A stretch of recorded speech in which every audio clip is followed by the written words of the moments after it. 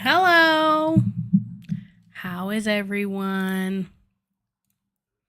I will feel bad if I blew out everyone's ears when I said that. How are we today? Hello, Hannah. Hello, Soph. Hello, Chaos. How's it going?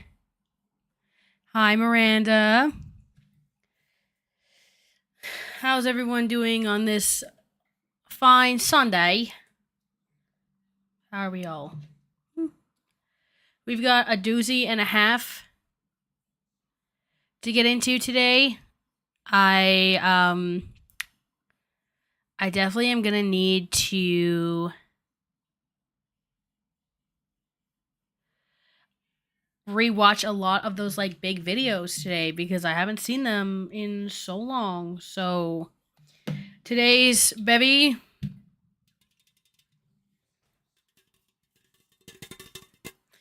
we've got the blue raspberry Alani, the worst flavor. But I need to drink these because I have a whole bunch of them left because I don't like them that much because they're too sour.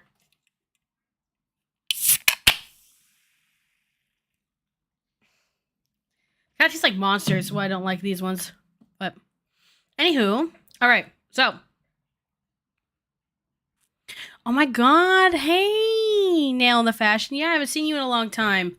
So, we gotta do the thing that we do where we discuss the content, and we're gonna start strong with Miss Bye Sister. So, excuse me. Oh my God. I keep hiccuping. Pardon me. All right. Whitney Houston. Oh, I love that. Okay. So, we need to do a new note.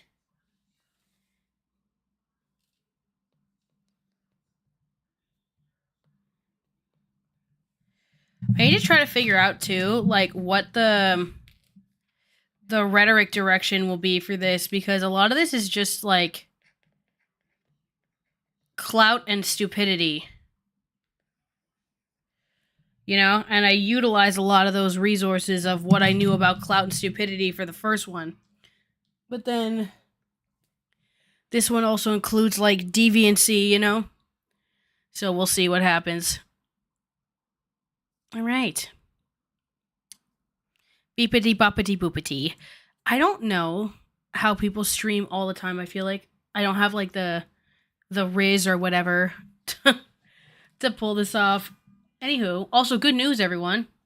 My brevet d'enseignement came in yesterday. So for those of you Anglos out there, that means my teacher certificate, like the thingy that's like the license that you get. So I am very officially a teacher, which is epic and based. Well, we'll see if I ever actually get hired as a teacher. Love that. That you were just in another premiere. That is iconic and slay. So this will be the next video, hopefully, on the channel. And not sponsored, so that'll be good, because that's really been messing up my output recently, so it's been hard to kind of manage it, because it is a one-man show here, unfortunately, for me, because I cannot afford to even to pay for anything, let alone somebody else. So anyway, let's get right into the news. And we're starting with James is the re-upload. I'm going to put the captions on and everything. Okay.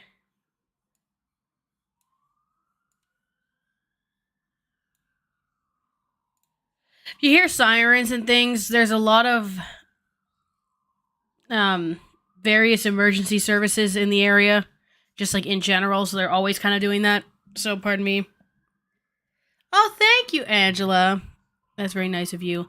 Yeah, so what happened was I got a slip in my mailbox, and I was like, for like a package, and I was like, well, I didn't order anything, and no one's told me they've sent me anything.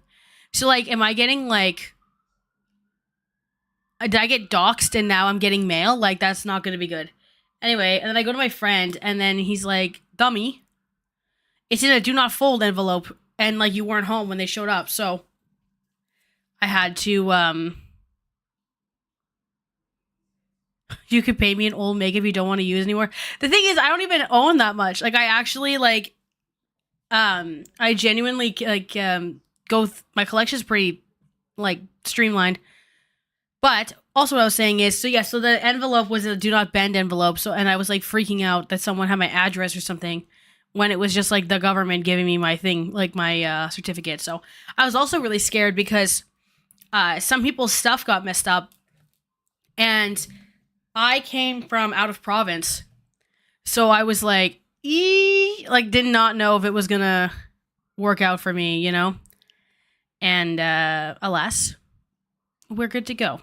So yeah, anyway, let us get right into the news.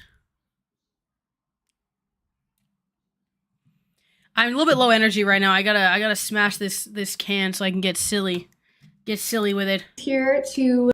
Oh, I also feel like my volumes are always too low because I'm a baby. Jesus, that feels loud.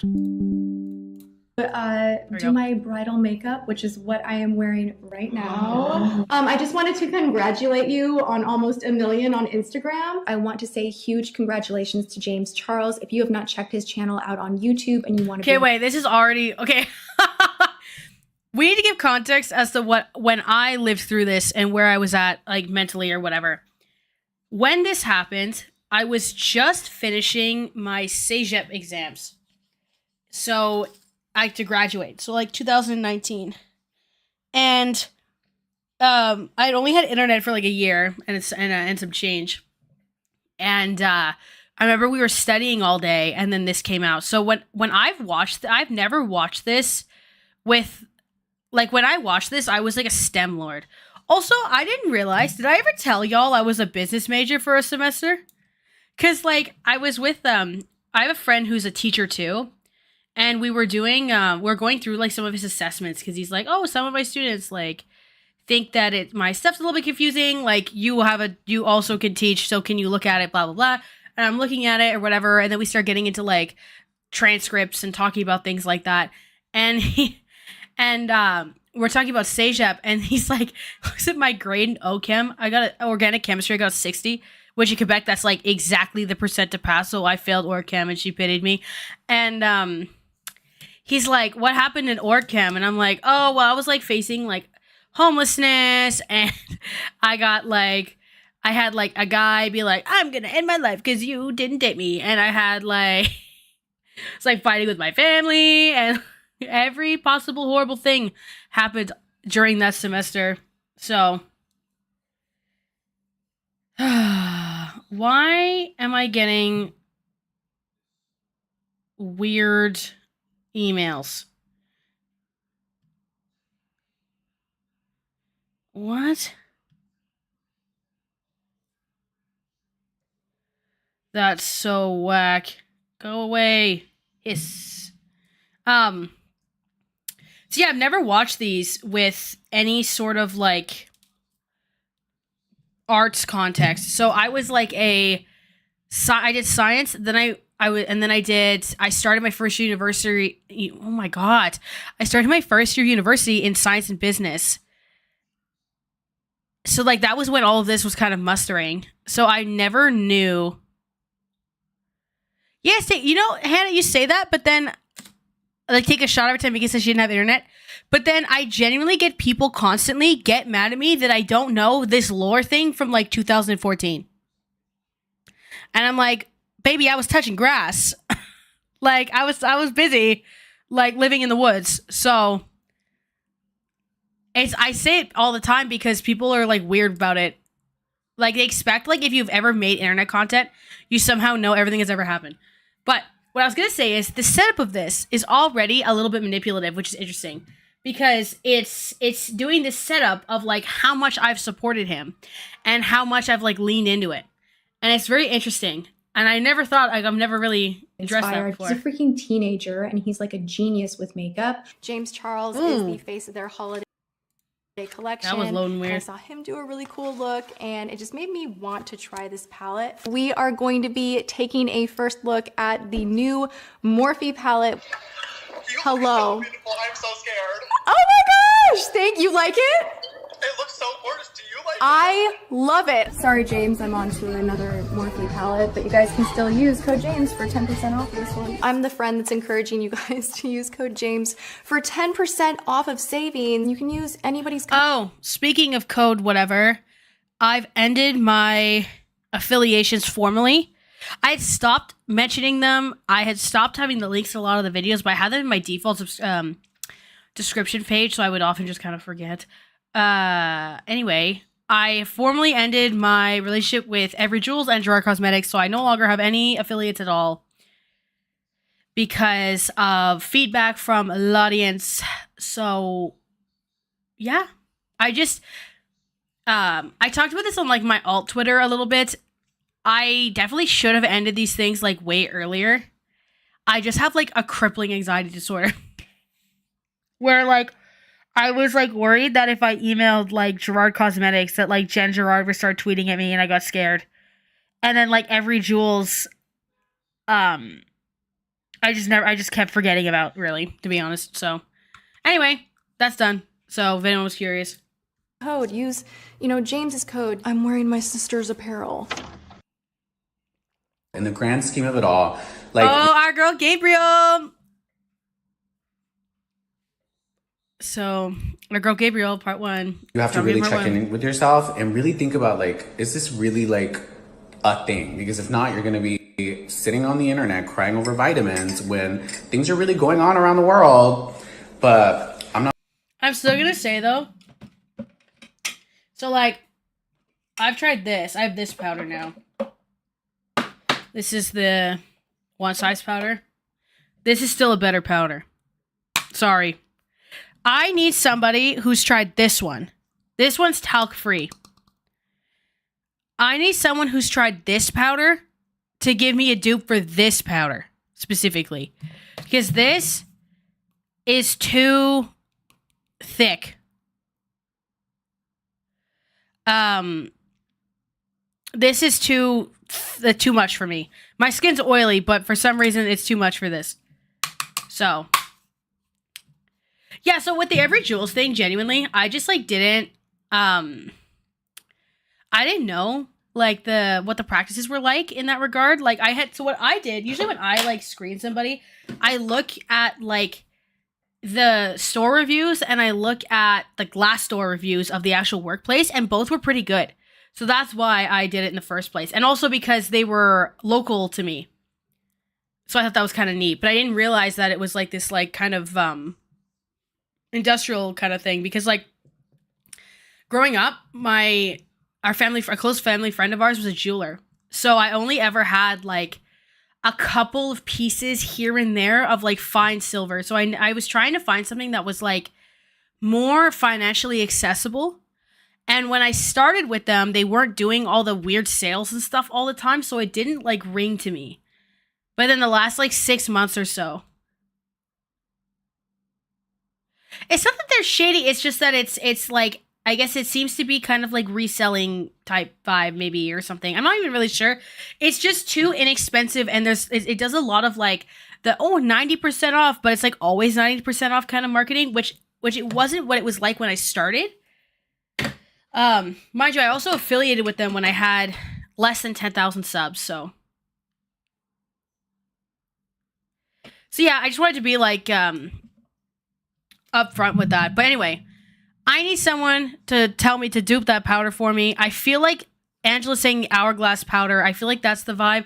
I feel like I'm like the Glossier Wowder might be something, but I don't know. I need something like with more force and more slay than like a no makeup powder. But I don't need like drag queen powder like that, where it's like, wow, it's thick. Because I was recommended by actually the girl who did my hair, Mikey Shannon, queen of my life, but she says she loves that powder. But the thing is, like, she does like full beat, like full beat.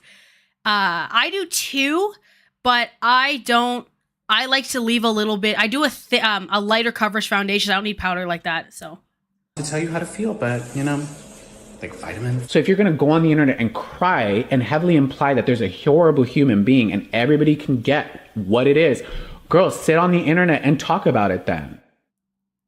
Hey, you guys, that's kind of based actually to like it's kind of based to transition like the hater video in. I kind of love that. I'm gonna keep it a full stack. We have to speed it up because there's gonna be a lot of videos today. If the video's too fast, slow me down. Welcome to today's video. Obviously, from the title, you know that this is going to be intense, different, and this is absolutely not a video I ever thought in a million years that I would be making, but... Yes, take a shot, take a shot! Video I never thought I'd be making! I feel after a lot of thought that it's necessary for me to have a chat with you guys. I feel when you put aspects of your life out online that at some point you are going to have to address them if you make a radical shift. So a lot of you guys saw my Instagram story. There have been countless videos made about it. For me, what happened when I posted the video that now has gone very widespread, I was sitting here in the studio, I didn't have makeup on, I was ready to film a makeup try on, and I received a text from James Charles. I was completely blindsided and my emotions just got the best of me. I never jumped straight to social, but I was just like so gutted, and I made that 2-minute little Insta story. Wait, what is that?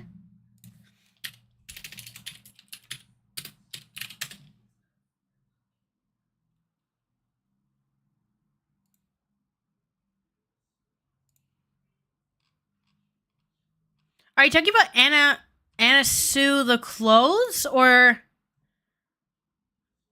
they also do a bit of makeup?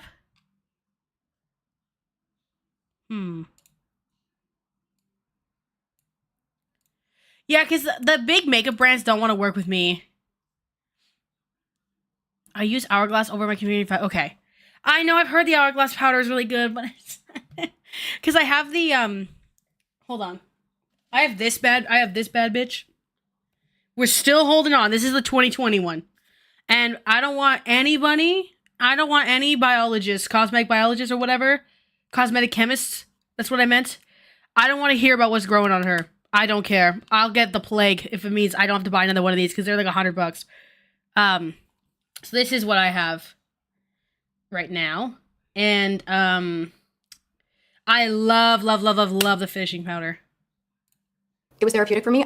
Also, I have the Discord soundboard. I have the birthday dinner quote as a soundbar button on my don't regret it. Discord. What I said in that video basically was that I feel really lost in this community, and that's so true. And it is more than one thing. It's a and jewelry. it wasn't specifically Okay, just about vitamins or about Halo, but it was just about being lied to and feeling disrespected. And you know, James Charles, he had 9 days after Coachella to talk to me. He knows where I live. It's not far from him. He could have come face to face and chatted with me because he knew that this would hurt me. We've had plenty of in-person conversations that were at length about other influencers doing the same deal and him not. So the Anna Sue jewelry is Gorgina. Love. I do fear though, it is expensive. It's hard because I jewelry is a luxury, but also like I have a hard time believing in the like poor people should never have nice things stuff. Because and it's like a balance. It's a balance, right? Obviously, because I also understand the concept of like who has to make it and where it's coming from, and it's not something that's like necessary, but at the same time, let's say you do like a job interview or something, it looks good to have like a little bit of something. There's like that again, that balance is really necessary. And I'm just having trouble finding it. Not liking sugar bear hair and dragging the other people and being like, Tati, I'm on your side. Like, you've got me. Like, I will support you. Yes, mom. Like, you've got my loyalty. So I always felt really comfortable with that. And sweet. Of course, okay, sorry, to not even get a bad. phone call, to not even get a text a few days prior, but right after that sponsored post went up, to have a text like, hey mom, love you, I'm stressed. Just so you know, XYZ, I just did this post, but it's no big. And that's pretty typical of James Charles's behavior from the time that I met him when he was 17, before he really had taken off on YouTube at all. I know that he has a way of just getting what he wants. And I've always blamed it on his age. I've been like, oh, he'll grow up. Like, it's fine. He'll grow up. Like, there's something about him that I just adore and love, and he'll grow out of this and he'll mature, and I want to be someone that can give him solid advice, and there's something in my heart that is pulled to him, and I love him, and I am there for this kid through and through. And I really have been, and there's so much that you guys don't know, and I'm going to share a lot of it with you because I feel at this point that I have to, because Gabriel Zamora decided to drag me out on the dance floor by calling me out by name in a video that he made about opinions in makeup. I want to say that I don't know Gabriel Zamora. We've never had any beef, but we are not friends. Majority of the time that I've spent with Gabriel Zamora was in James Charles's kitchen. We are not friends. Is sugar bear hair even a... Good question. Also, by the way, this is the jewelry. So my ears aren't pierced, but you know, we'll ignore that. This is very much my vibe. I don't own anything like this because I usually kind of can't afford it if I'm going to keep it real with y'all. I am not a rich influencer. I probably make less money than you if we're going to be super realistic. So like, but this is like so nice. I kind of, do they have something like this is green? Because my grad dress is green. Anyway, for anyone who was wondering when I was talking about this is what it looks like. It's gorge. Now, next thing I saw in the chat, is sugar bear hair even around anymore? So that's what the next thing we're looking up.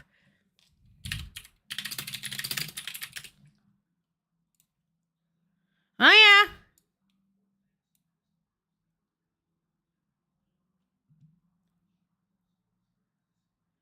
Oh, jeez. Interesting. So this looks very sus. Like, as in, like, the website looks badly made. You know what I mean? It kind of looks like AliExpress. Or it looks like Temu. Like, the interface, if that makes sense. I don't know if this is like because I use too many computers doing this very, very silly job, but to me, like does this link to anything? Interesting. It only links to the products, not to the articles. And they don't give you any influencer affiliations.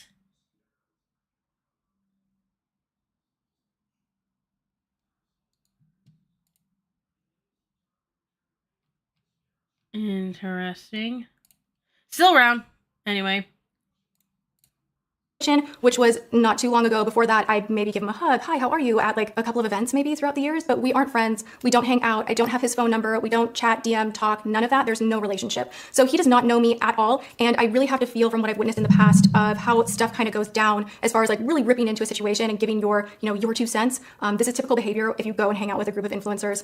Yes, it's about makeup. Yes, sometimes business. Yes, sometimes jokes. But a lot of the time it's whatever's brewing or happening or someone going through something and just like everybody kind of giving their little bit of it to the point that the whole story changes. And I just couldn't help but feel that that's what happened because everybody was hanging out behind closed doors. I know that James Charles was very, very upset and obviously venting to his friends, which in turn, for whatever reason, made Gabriel Zamora feel empowered enough to call me out by name. It really minimized my feelings. It's a horrible thing to tell a person like, hey, it's sunshiny outside. Don't feel bad about whatever you're going through. And I always like to tell people pain is pain. And yeah, at some point you have to feel it. The way that it, she was able to dunk using who normally sponsors Angelica? Sugar Bear Hair? Or what I was gonna say is so what she's doing is she's using Gabriel Zamora as a pawn for her own credibility, which is so interesting. I feel like I'm gonna be like based and epic. Oh, Anna Sui? Yes, I think you are right because I very vaguely remember. I don't know. Everybody go on Twitter and harass them until they like me. I can email them and be like, hey, would you want to work together? Whatever. My audience thinks you're slay or something. Because it would be kind of cool to have like a nicer, a nicer brand. Now that I have no affiliations, no affiliate at all. But she here is using Gabriel Zamora as a pawn based off of Dramageddon 1. So like they genuinely a lot of people consider Dramageddon 1 and Dramageddon 2 to be like pretty separate besides like the Jeffree Star link. But I'm realizing Gabriel is more relevant here than I think a lot of people give credit to.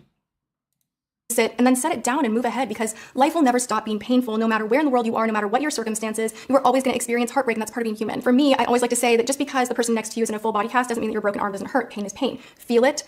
Let go the way you do, process things the way you do, but that's private and that's your business and no one has any to tell you how to feel. So that was so not right on so many levels. But even that, like I was in North Carolina with my sisters, I saw that snap, everybody's, tweeting me and I'm like, I still gotta let this go. Like I just gotta let this go. But then with the video, I'm like, okay, we're getting a little bit rough and wild right now. And I feel like behind the scenes, my name is being dragged and my reputation and my character. I need to speak on a few things that I feel would have been better handled privately, but we're public. And just like Gabriel said in his video, like I started this public, bad on me. I am an influencer, creator, whatever we want to call it. I do live a portion of my life online. So what you guys saw in that IG story, that happens. Like that happens to so many of us. Like we let our emotions lead because we're creatives and you have access to this piece of technology that allows you to express, so widely and so quickly. I'm a really, really big believer in hitting the pause button, thinking things through. In that moment, I didn't. So here we are and I'm going to talk about it all. Obviously, so many of you guys understand that this is more than just a sponsored post. It has layers.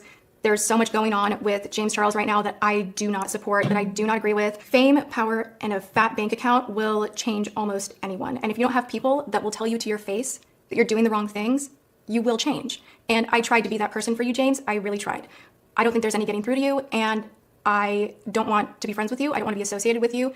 And I need to say that very publicly so that this chapter can just be closed. So I want to share with you guys really quickly why I'm being so public about this, because I know the first thing a lot of people will say is, hey, why didn't you pick up the phone? Why didn't you message him back? Like, you guys should handle this privately. And I absolutely agree. The moment that everything kicked off, he started panicking. He was texting me, and I thought, this is going to be maybe like my most controversial opinion.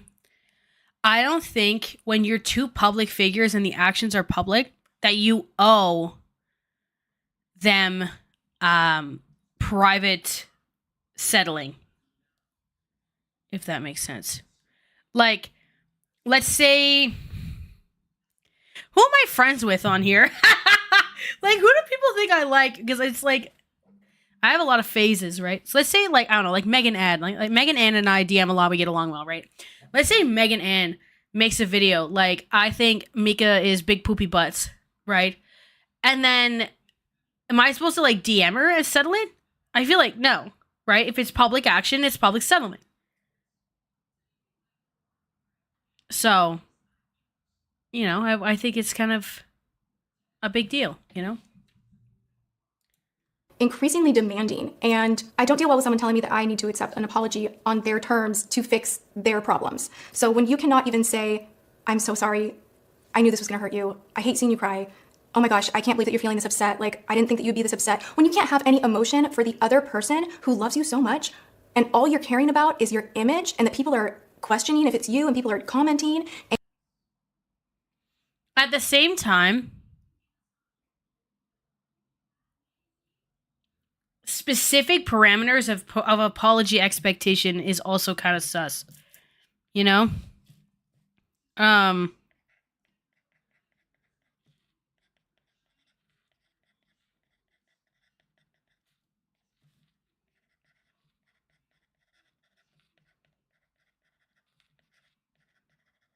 I'll keep playing while I'm writing, sorry. And that's what you're worried about. I'm not okay with that, and I need to like take a time out. I knew that I needed to talk to James, and I was planning on hopping in my car and, you know, sitting down with him, but I changed my mind very, very quickly when I found out that he had been giving his side to drama channels. He had been in contact with plenty of them. I immediately knew that this was all about damage control and had little to do with his care for me, because I just don't think that he does. If that's the playing field that we're on and I have to go there, just know my receipts are like stacked thick. To be in full disclosure, I have spoken with 2 drama channels that reached out, and one of them is Here for the Tea, the other is Tea Spill.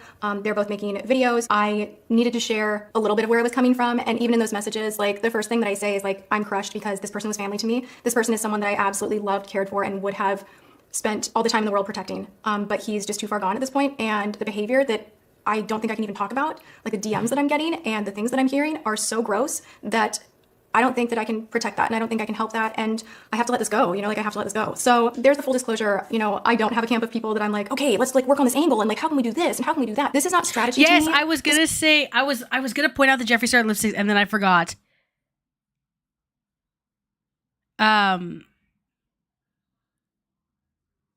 Yeah, like that's a lot. How many is that? 5? So how many etage? Girl, stop. Big flash. There's roughly 20 lipsticks in there. Or maybe 25 lipsticks. What are these? Do anybody know what these things are? Those perfumes? You know what perfume I've been loving? It's just a random... Oh my god, what have I done? Hold on. This is just like a random recommendation. Non-spawn, because no one sponsors me, so like that. No one, whatever. Do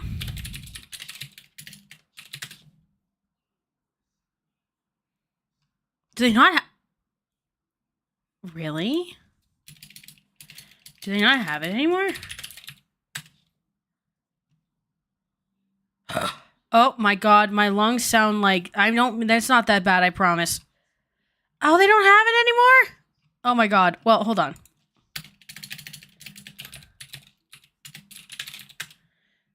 Right now, I'm wearing the body spray version of this. And I smell like oranges. And it's very good. And I just smell myself right now, and I'm like, I am delicious. So, anyway, once again, that is all. Back to the video. This is me having someone that I mentored, someone that I cared for, really not care for me and exhibit that. There was speculation when Shane Dawson came over to hang out with me, who I adore. I don't know terribly well. We've been talking for a couple of months. Well, that aged like milk, girl, didn't it? Bro, that's crazy. I'm literally just gonna write Shane Dawson, who I adore. LMAO. That's all. The day that he came over, where we were just playing with makeup, like that had been planned for a very long time. We had been talking, that date had been set before all of this kicked up. And I just, like, I can't help but think that James Charles felt like that was somehow like some sneaky thing that happened, because his ego is so big that he will think that everything is about him. So that visit had nothing to do with me sneaking around. The Shrek collection is cringe because it's only online. You know? Like, I have a friend, I call her my Lush plug. right? Because she buys me Christmas gifts from there. And she asked me too if I wanted anything from the Shrek collection because she was just doing an order. And I was like, no. I also now, like, I have like a lifetime supply of stuff. I feel like I never need anything ever again. I don't think, because of my, it's the bestie to do the podcast with, but because of my bestie out here, I don't think I've bought body wash in like 3 years. Because she's like buying me like stuff from there for Christmas and stuff. And then because like I have sensitivity to like soap, which is weird, like surfactant, like the sulfate and the surfactants and stuff, because I am stupid, I guess. I don't go through them that fast because I kind of like will mix it with stuff and things like that. So it's I don't go through them as fast as some other people. Oh, Celebrate's often limited edition. That makes sense. Okay. Because I have the Celebrate body spray. That's what I'm wearing right now, and I love her. I also got the grass perfume. I bought the 100 ml too. Like, I went crazy. Because, like, grass is a dupe for... Okay, this is a tangent again. Good God. Am I ever going to be able to get it together? Who knows? So, I did a Scentbird ad read, right? Once. It was in my Rhetoric of Shein video.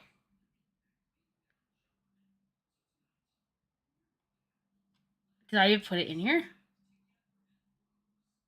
Yeah, it's right here. Into this concept. So there's a selection of scents from designer brands as well as indie brands, and there are various types of fragrances from perfumes to colognes to unisex fragrances. These like really generous. It's like a nice like bubblegum pink. My light's kind of keying it out a little bit, but so this is L'Eau Réveillée d'Alma by Sisley. Okay. So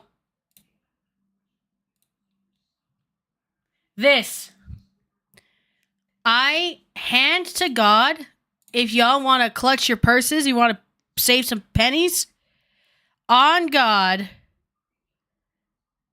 Okay, hold on, nail in the fashion. The body even if the body sprays are expensive, they last longer and are stronger than some perfumes are. Because I am only a designer fragrance girly usually. But those, like, I will last me, like, forever. Hand to God, strike me down right now if I'm wrong or whatever. Grass is a dupe for this. I swear I have both. They smell identical. It's, like, actually nuts. This smells exactly like grass. But 100 mils of this... See, the 185, that's the 50. 100 mils of this is like $330 or something like that. But the 100 mils, that's all Canadian dollars, sorry. The 100 mils of grass was 70. No, it wasn't. It was 120 or something like that, or like 140, something like that. But that's still half the price of the Sicily one. So, if also the grass massage bar also smells like the perfume. Around and like really lasts a long time situation too. At all, just to get that straight. I think it's important for you guys to know a little bit of the history that I have with James Charles.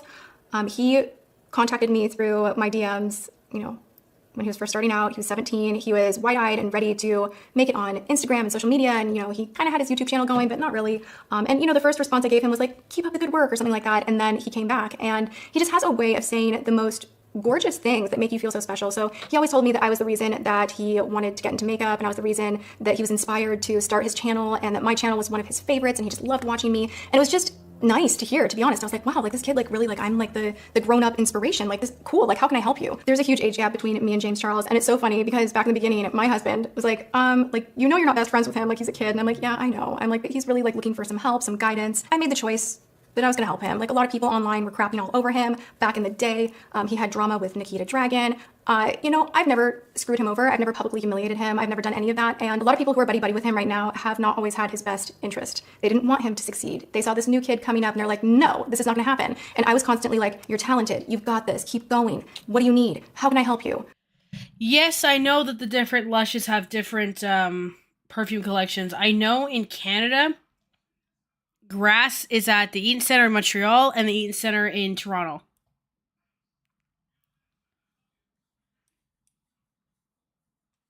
Oh my god. Okay. If any of you actually love this is where, like, I always say, like, no parasociality, no parasociality. But here I am about to be, like, parasocial the house or whatever.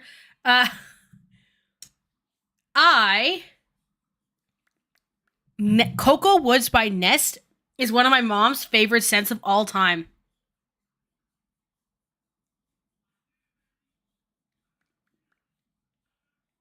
And she's really sad that it's discontinued. So yes. Also, Del, I don't know if you're new here because I know you're a Girl World frequenter, not a, you know, this frequenter. There have been allegations of James messaging people, like, with disproportionate age and on minors usually, since this time. So it's been 5 years it's been going. So yeah, it's been like that. Alex Emsley, I assume you mean was his name like I'm Alex before? I think. Is that who you're talking about? Just because after the Slazo stuff, I checked out of that guy, so it's been a long time. I had a lot of influence at the time. You know, my channel was much bigger. Come on my channel, do my makeup. You know, we started talking pre-CoverGirl, so we're talking before everything exploded. And I had his back then. I invited him to my wedding.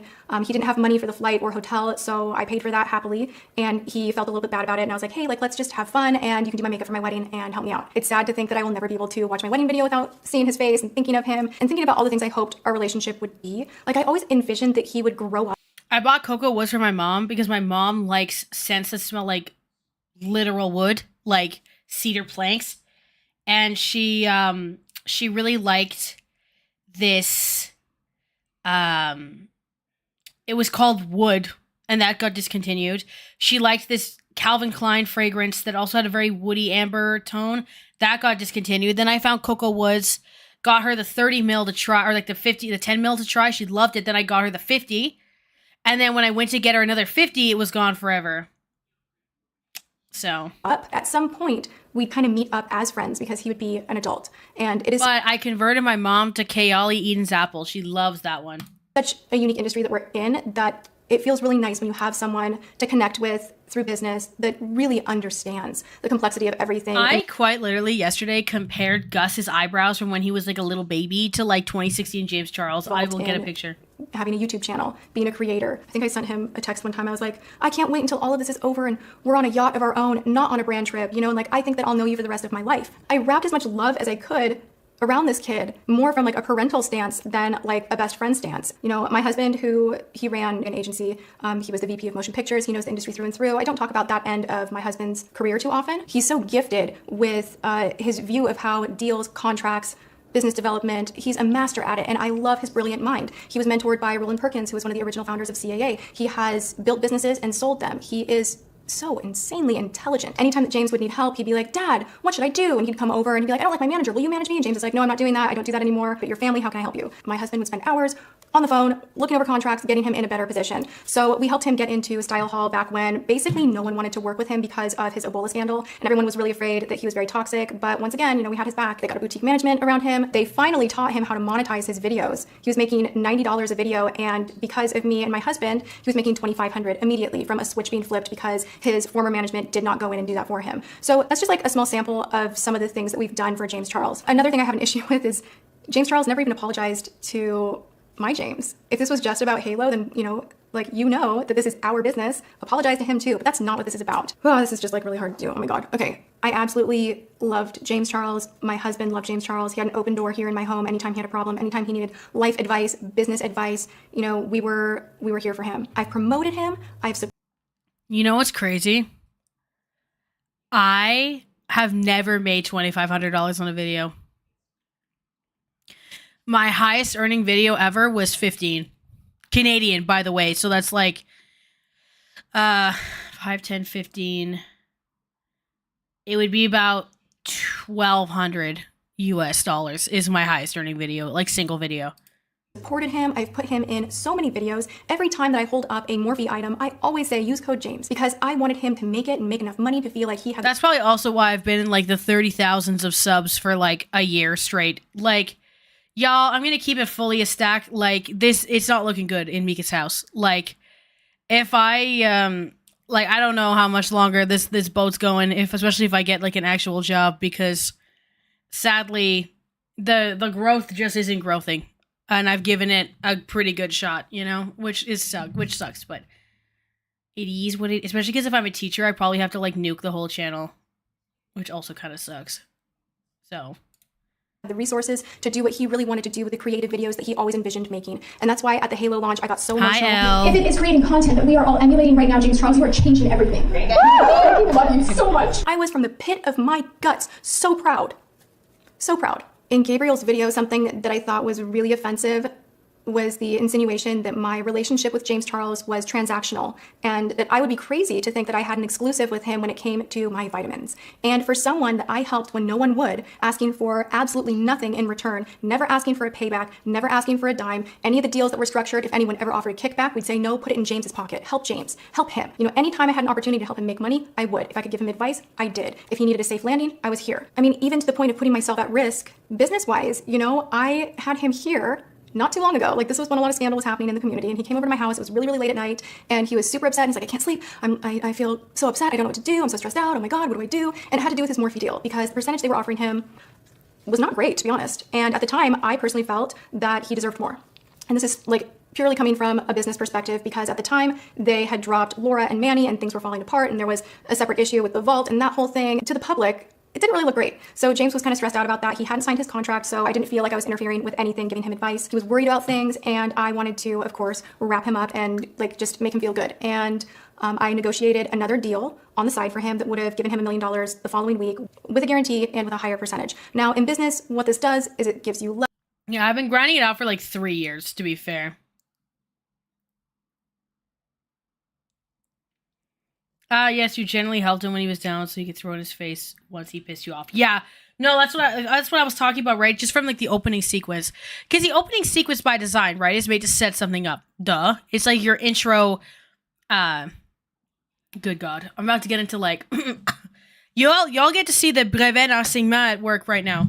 Okay, so when you write a good essay, right, the structure, the base is like the base essay structure that you write for like high school, college, whatever, is bullshit sentence at the top, right? So future students of mine, when you find my videos, this is how you write a paper. So, top sentence, right off the top, bullshit sentence. That's why literally what I call it with my adult students.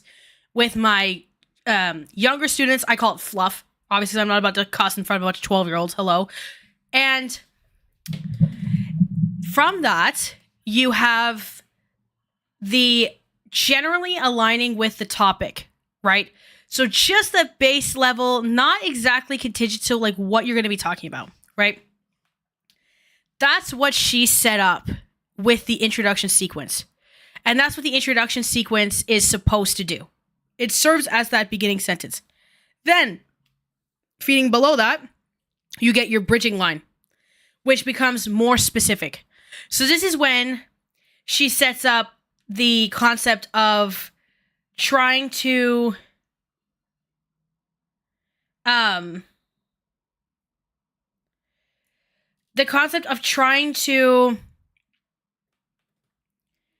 gear this specific direction. So this is when she starts saying Gabriel Zamora running his mouth.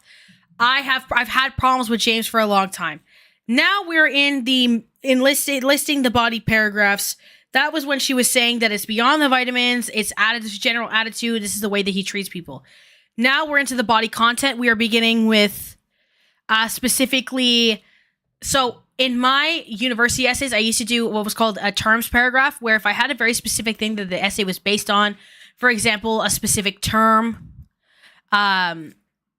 like, I don't know, let's say dramatic irony or something, I would define it in the context I'm going to use it in a beginning paragraph. That's where she was at with all the managers and stuff. And now they're aligning with the specific actions. Now we've bridged from this is what we've done to, everything's an essay. Everything's rhetorical. Everything is a story. That's why the person in my comments being like, you don't know what rhetoric is, and then tried to kind of be like, I'm smarter than you because I'm a law student, and I literally like cackled because I was asked to do law school by multiple professors multiple times, and I kept saying no because I quite literally said I don't feel like I'm morally corrupt enough to be a lawyer. Trying to do that, I was like, clearly you haven't read any book, because even the rhetorical theory textbook, the first page says that like every interaction has a goal, has a drive, has a rhetorical basis, right?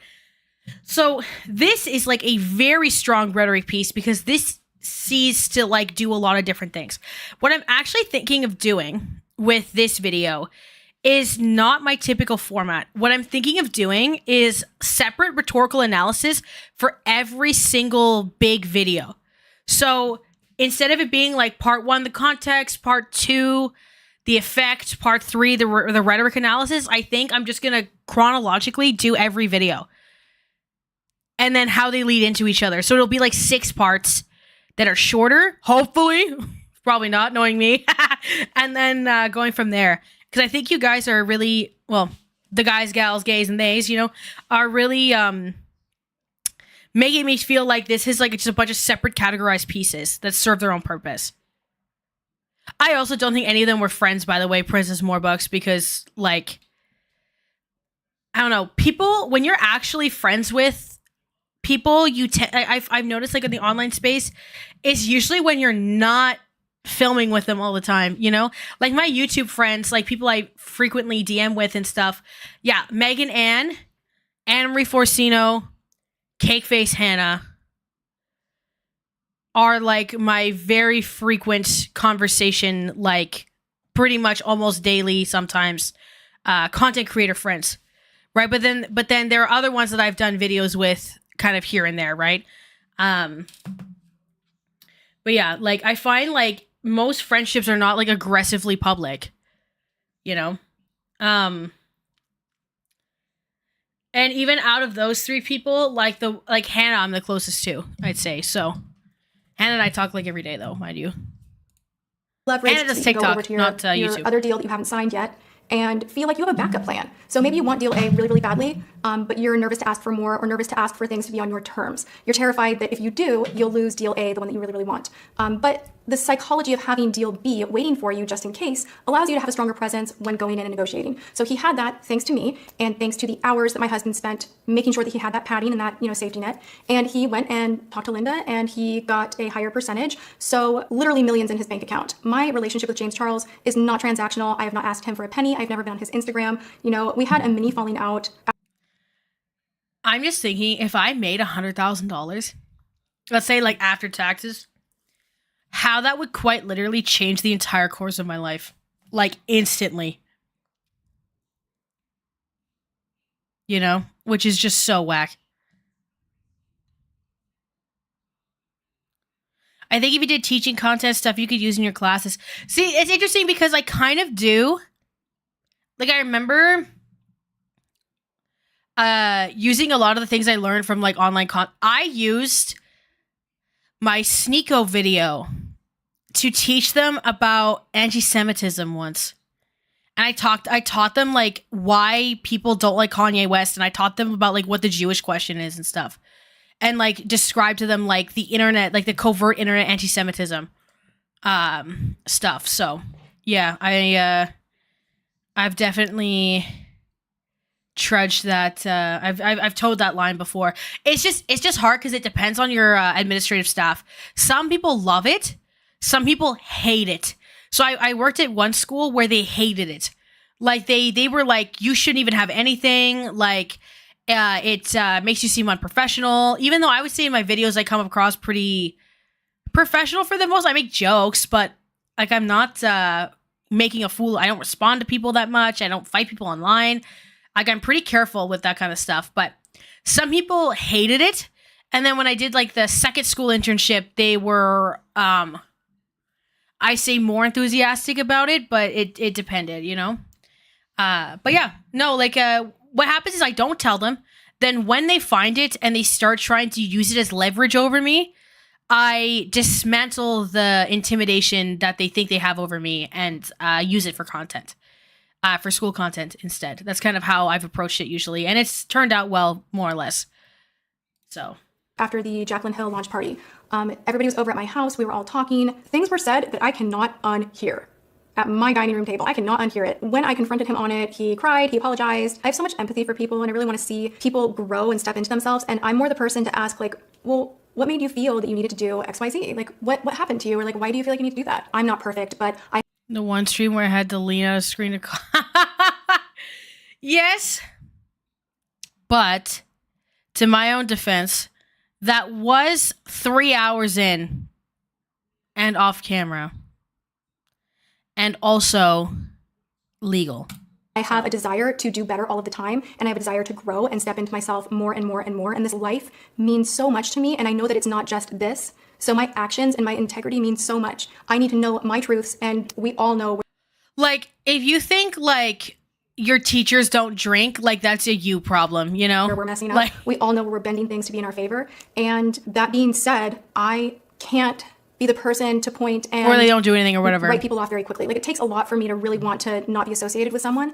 And so I've always had a really forgiving heart because I know to get here, I've required a lot of forgiveness myself. So we sorted our stuff out. You know, I had mentioned to him that, you know, it kind of sucked that he had never had me on his channel. And it's just really funny that we didn't end up collabing until it was in his favor. So he was popping off online about exposing the beauty community and doing a docuseries. And I was like, no, how entitled do you have to be to think that you have it rough? You are a 19-year-old millionaire. You do not get to wake up and, you know, stress out about how unfair your job is. Like, that's just so ridiculous to me. So after hours and hours and hours and hours and hours and hours and hours of talk, he arrived at the decision to not do it. I was like, it's going to be like the downfall of your career. Don't do it. Like, don't expose the community because you're part of the community. Like, do you think you're better than everyone? Because you're not. I think something that I'm really, really big on is respect. And it was really hard to see the way he was treating Marlena from Makeup Geek. Like, I did not like that. I also don't think that it's cool to publicly shame a woman who paved the way. Get off your high horse and have some respect. You don't have any for the people who are in this industry longer than you, and that's the sad fact. I think one of the biggest reasons that I'm doing this video is because all of us are somehow forgetting that his audience is made up of 12 to 14-year-olds, like dominantly, and he is role modeling to them his behavior. His behavior online is what they are seeing and what they are emulating as how they should behave to be successful and adored by the masses. Everything's over-sexualized.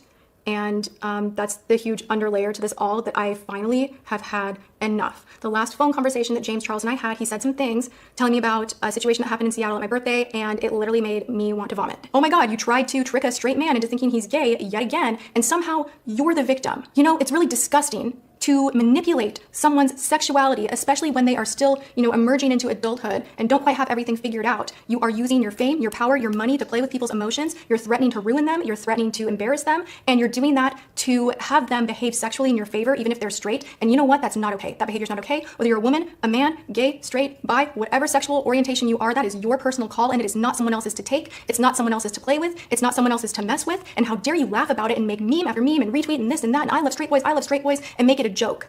Because this behavior is not normal, it's not okay. Cracking someone's sexuality is not an escape room. This is shit that will follow them for the rest of their lives. And you need someone to tell you to stop it. And that's exactly what I did in your kitchen in front of Gabriel Zamora. So I'm really shocked, Gabriel, that you really don't care about this at all and what is happening. You were totally complicit with the situation, obviously, with the video that you made. All right, I'm pissed. I literally, eye to eye, had enough respect for you and love for you and care for you to tell you to go and get some help. I told you that this was not good and that you could have your career completely destroyed. His parents came to visit, they had dinner over at my house, and they were lovely. And I, you know, you guys loved meeting his parents. I was shocked that James even then was saying to his dad that every man is a little bit gay and that there's no such thing as a straight man.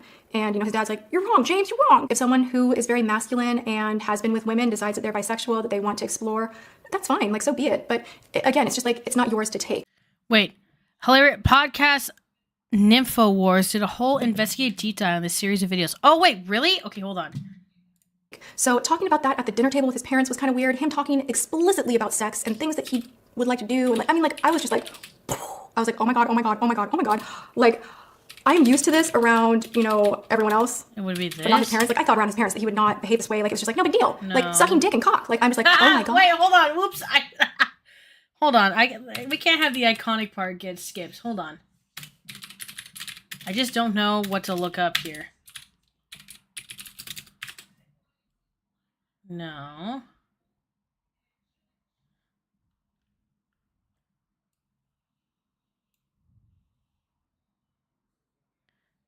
Oh, okay, I see.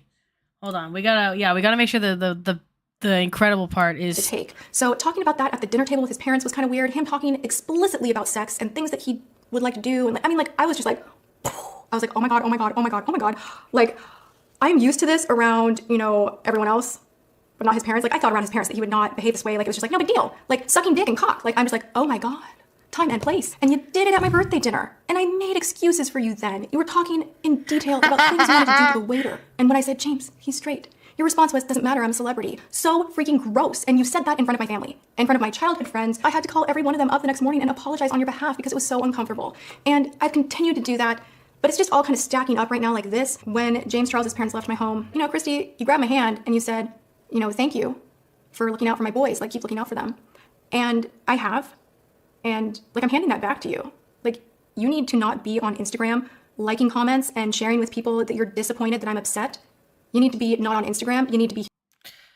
Girl, I forgot she was beefing with his mom. Oh my God. Wait, hold on. Hold on. I need to figure out how to phrase this.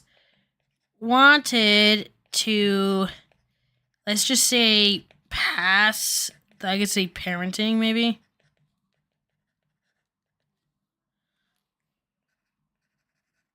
Back to James's mom. Let's say something like that. Here in LA because your boys need you. I do also want to tell you guys, add insult to injury, the sugar bear hair thing, that was a blatant lie. Like, come on. You went to Coachella, somehow had a security issue, and magically Sugar Bear Hair is there with a contract in hand to save the day for you and all of your friends. No company would ever go out of their way to have an extra, handful of passes that cost thousands of dollars a piece, like just in case. There's value there and there's a value exchange. Like, Gabriel's correct about that. Brands know what they're doing. And that leads me to believe that this was orchestrated beforehand, but he had an emotional conflict because of me and promises he made to me behind the scenes. So he had to come up with a very clever story and didn't tell me right when he got back, but after the little bit was posted on their launch day. That part felt super, super shady to me, and it was so quickly glazed over, and then it hopped back into, I've had the most stressful week of my life with boys. I have so much anxiety, and it's like, dude. Wait, hold on. How is she sitting? Is this entirely, are those her kneecaps? Is she sitting knees to her chest on the chair? I think that's weird. That's all. Never mind. I just never noticed the posture. God. You saw me during my lunch. You know what happened. You know about the coordinated event that happened. You were with me. You know what I went through to bring everything to life, the risk involved in going into a category that no one wants to get into because it's so hard and challenging. And it's not a palette. It's not something that people buy multiples of. People are not going to buy a hair vitamin from over here and one from over here because that would be too much for your system to handle. So when you pair up with my number one competitor, it's embarrassing to me. Is it going to crush my business? Girl, you now? did miss it. Hold on. Where are we right now? 29? I was like, oh my God, oh my God, oh my God, oh my God. I got you. I'm used to this around, everyone else, but not his parents. I thought around his parents that he would not behave this way. It was just no big deal. Sucking dick and cock. I'm just oh my God. Time and place. And you did it at my birthday dinner. And I made excuses for you then. Love you were talking in detail about things you wanted to do to seem to me. Is it going to crush my business? No. But it's embarrassing, and you know that because of things I've had to deal with in the past. And if you don't have my back, at least have your subscribers back, dude. Are you kidding me? You say you don't like this brand at all, and it would be embarrassing. So stick with that. Stick to what you speak. Practice what you preach. You say that you're the realist. You can't be bought. Well, you just were. I don't think you were in a dangerous situation. I really, really don't. You know fair well how crowds are. So if you did think there was going to be a dangerous situation, I think you would have brought your own security. You have the millions and millions and millions in your account to do that because you are the first person to overshare your finances with everybody. I tell you guys, I can't be bought in any situation. I would have left. A lot of people are like, what was he supposed to do? It's dangerous. Leave, go home. It's a couple days of your life. It'll happen again next year. Bring security next time. Have some loyalty to that fan base who has put all that money into your bank account instead of lying to them. Because you say you don't like the brand. You, I'm sure, hadn't tried the product for more than a week because they offered you that deal on the spot at Coachella, and 9 days later you had the story. So you hadn't even tried it for a full month. Do better research. Melatonin over time, not great for you. Look into the formula before you promote it, which I also thought was really strange because the reason that James... See, the thing is, she also I know she's into, I don't know how else to say it. Alternative medicine.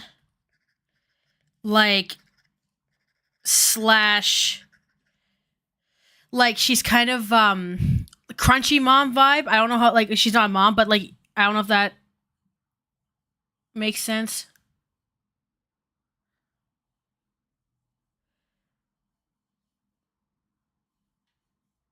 So yeah, it's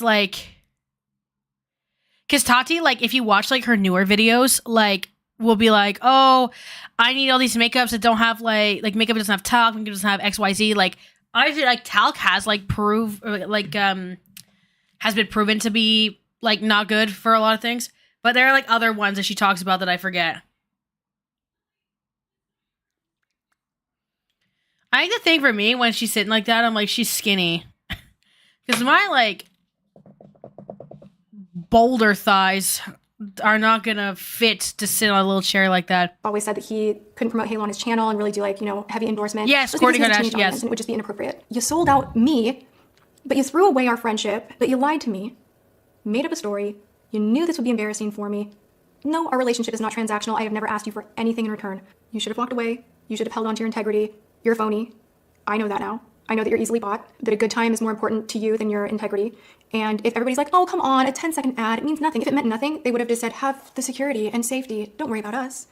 But no, there was a negotiation and I do this and you do that because there's value there. So when you think about the millions that he has on Instagram, that swipe up, that call to action, him saying that he's had anxiety and this has helped him sleep, which no, he didn't say it was an anxiety pill, but I think alluding to that to children with a vitamin that looks like a gummy bear that tastes like candy, like my mind is freaking blown, you guys, because I don't think marketing sleep pills to children is like a good idea at all. I would never do that ever in a million years. Bad role modeling. I really believe that as we evolve, whether it's cosmetics, technology, nutraceuticals, you know, everybody's always going to try and improve what once was. So for me with Halo, what I am really trying to do is improve something that already existed. Yes, I wanted to dial in a formula that would work. I've never sent out PR. I've never bought an ad. I don't do that, A, because I don't want to. My product is good enough on its own, and we're selling like hotcakes. Like I don't need to at this point. As we grow, maybe sales I will, pitch in the middle of the that's video, not where my spend LeMayo. is. Like I'm not gonna put $100,000 into an Instagram post for someone to jam a pill in their mouth and smile that probably isn't taking it.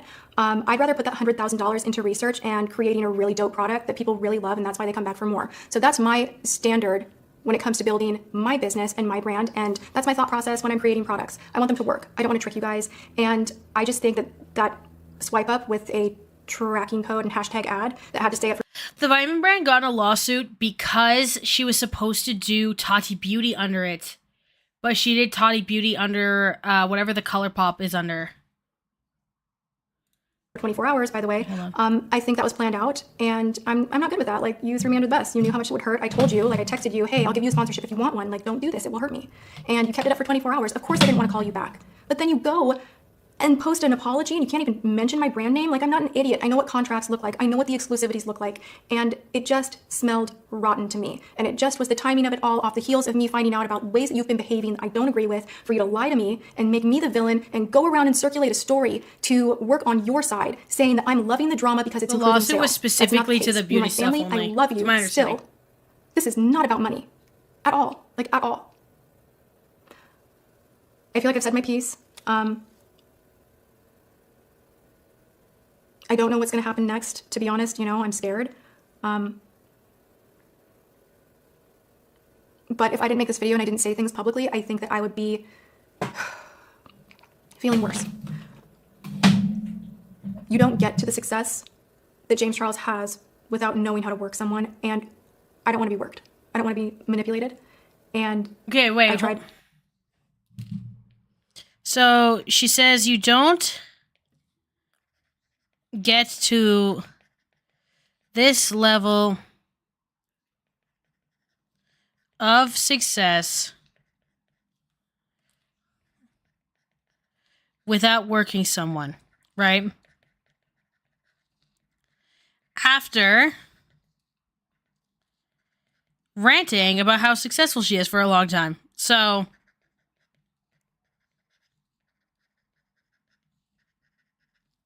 for like 10 minutes straight, which is so interesting.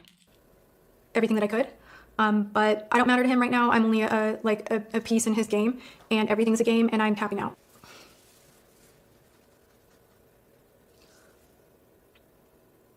Editing, girl, like it's just all feeling like really intense, and like I wish you guys could like be inside my head and understand like really, truly like what YouTube means to me and why I need this, like why I need me and you, and why I need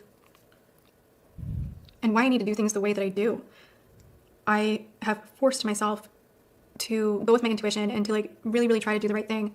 and to be a good person. And I know I'm a role model, and that matters to me, and that has gravity to me. And I like that. And I want to make a difference. And let me also share that when I do reach the level of success that I hope to with Halo, I'm going to make BB, that a makes lot sense. of positive changes. I have huge plans for what I want to do to give back. And I have a very huge why. Like, I know why I'm here. I know my mission. It is not all about me. And that's why, you know, when people get close to me, I am very willing to help.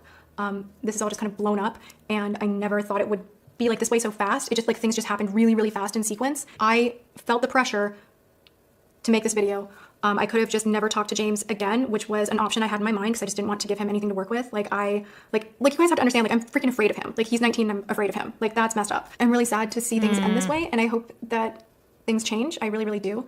I didn't feel safe talking about any of this privately because I know that it would get twisted and used against me somehow, so I had to do it this way. I've seen too much happen behind closed doors where things get twisted, manipulated, and I'm not gonna let that happen to me. And if I fall apart because people don't like what I have to say or that I said it loud here on my channel, I guess that's on me, and this is my choice. Because I've always been a person that wanted to not let fear control me. That's been an issue of mine in the past. And I want for anybody out there that is letting fear and power and someone else telling you how to feel because there will be a consequence, don't let that fear eat you up. You are free to be who you want to be. You're free to speak up if something's not feeling okay. And if you ever need to defend your character, go for it. And I hope at minimum, I thought she was done. I want to let you guys know I don't hate James Charles. Like, I think I'll always love him. I think I will always care about him. I think I have that pull more so for the person I first met a couple of years ago than the person he's become, because I'm just not on board with how this is all evolving and how emotionless he's become. I don't want my career that I've built for 8 years to go down the toilet because of this. Like, and I'm sitting here going, God, I hope not, you know? Yeah, because the people that are like, YouTube is just a source of passion, it's not income, and then they're like in a huge like McMansion. Like, is a load of hullabaloo. Mind you, I'm passionate about the videos I make, but like, if it was my passion, I'd be doing it a lot less, right? And doing a lot more kind of like longer form, more structured kind of videos. But because the algorithm will literally put me into a cannonball and shoot me out, I can't do that. If I ever hit like 100K, then I might start risking it for the biscuits a bit more. But as of right now, I've been in the same 10,000 for like what seems like a year. So I'm not able to kind of lean into that stuff, unfortunately. He knows a lot of my business detail. He knows a lot of what's around the corner for me and my brand. I've been very open with him. And, you know, he could completely try to retaliate and do weird things. And I guess I have to kind of be prepared for that. But it is what it is. I'm going to keep going. I'm going to keep filming because I love what I do. And that's what matters the most to me. I want to create great content that makes you guys escape this nasty world. I want to share with you my life another and video the good parts after. of me and show you that no matter who you are, you can make it. Which was called what? Do we remember? Hold on. I'll do it on this side. Oop. You know, I had freaking nothing, like nothing when I started out. I didn't know how to edit. I didn't have a computer. I didn't have a camera. I had no job. I just like struggle, and crippling depression, and anxiety to the point where you can't leave the house. I really had the cards stacked against me from so many different areas. And I know that people have it worse than me, like even back then. But I just want to let you guys know, if you have a passion and you're good, like that passion, you know you're good, you know you got it. Like, work on it, move forward, work hard, and you can do anything. And I've always wanted to be that visible thing right here, that you can make it. But also I wanted to share with women, and this is for the ladies. Like, I'm cool with men in makeup, love men in makeup, but this is for the women. I'm in my 30s. I'm in a beauty industry, and I'm in front of the camera, not behind it, and that matters.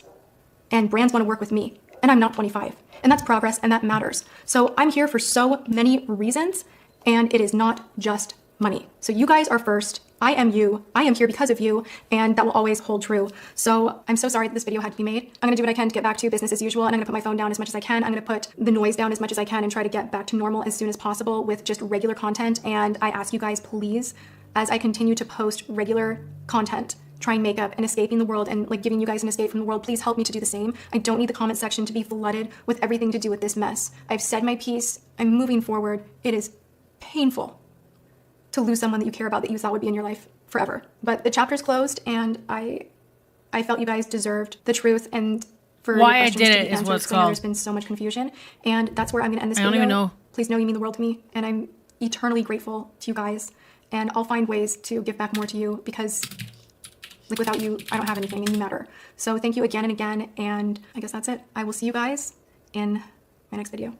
Thanks for hearing me out and being here with me, and for watching and supporting. All right, I love you guys. They only have why I did it as a reaction. Hey guys, welcome to today's video. We're just gonna chat. We're gonna just... Girl. Ugh, it's gonna be... I'm gonna have to go on, like...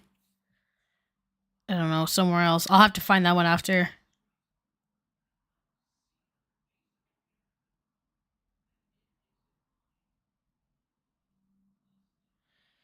You message drama channels? Oh my god, I found the clip section. Where is it? And someone clipped the craziest thing I've ever done, probably. Is it this? Can I get rid of it? Same thing as everything else? No. This is someone, I think, getting mad that I didn't cut Gerard Cosmetics at the time. Is it... What video would that have been? Oh, it was, oh... This one.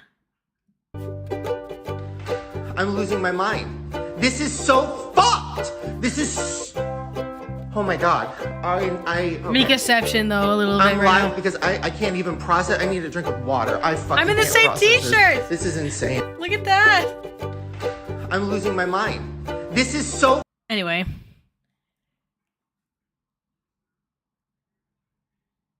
I'm waiting on more people to join the... Oh, yes, I remember. All right. So. Next, we get this.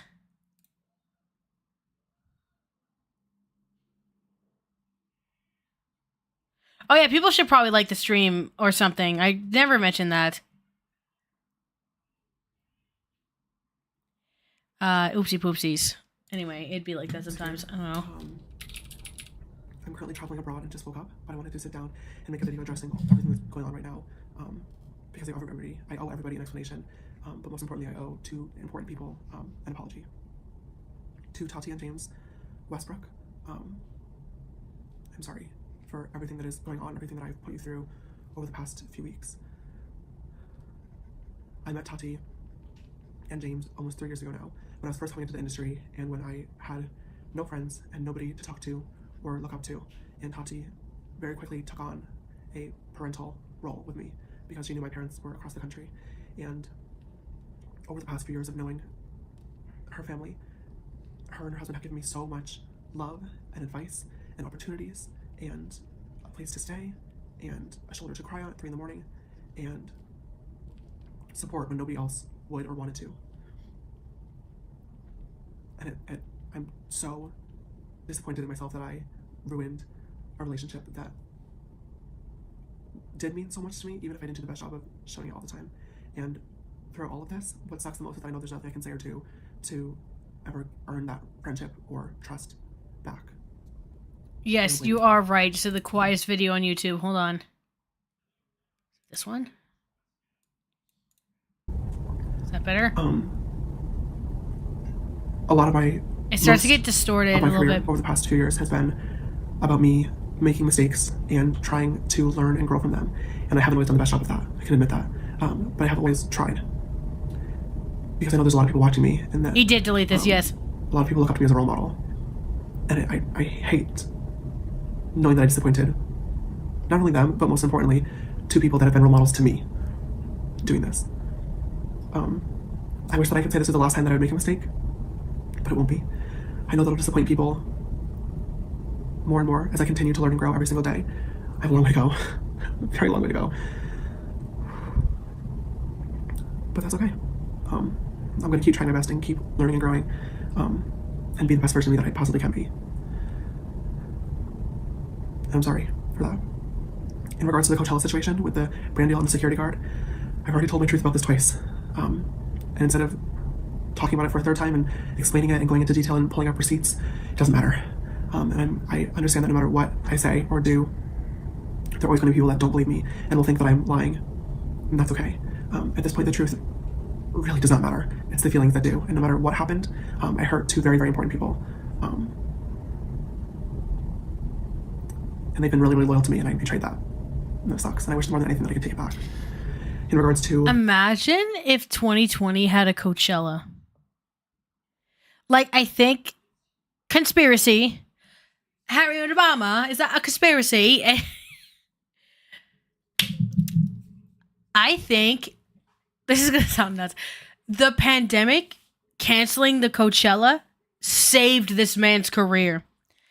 I think if there was already, like, if there was, like, another Coachella to follow up the 2019 Coachella, like, he would have been cooked.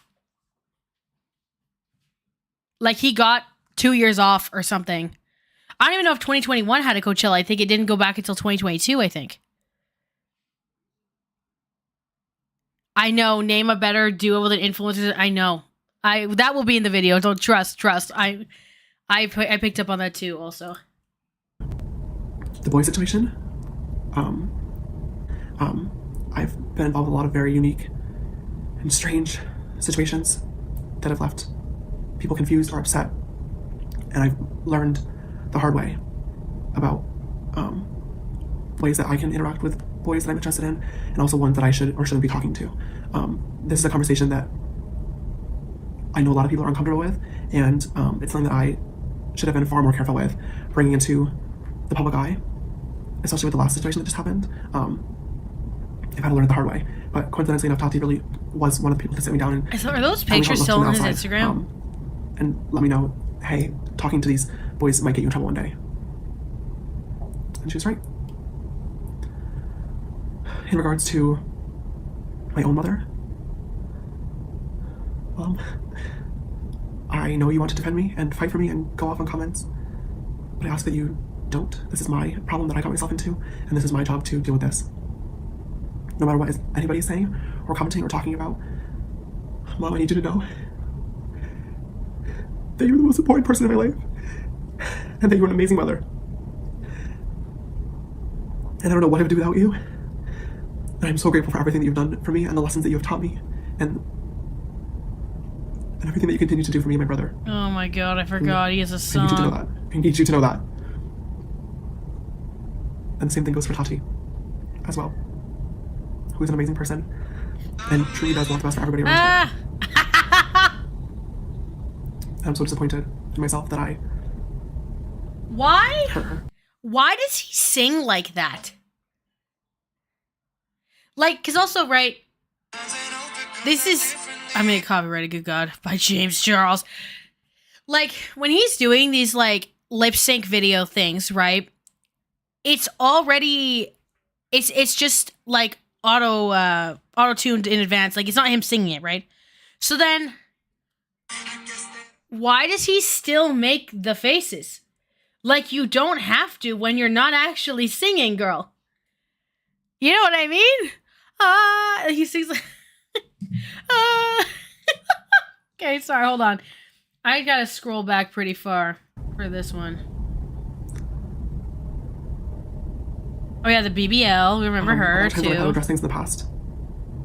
I've acted out of impulse, and I've gone off and tried to pull receipts or facts or screenshots and play the victim. And I'm not doing that today. I'm not.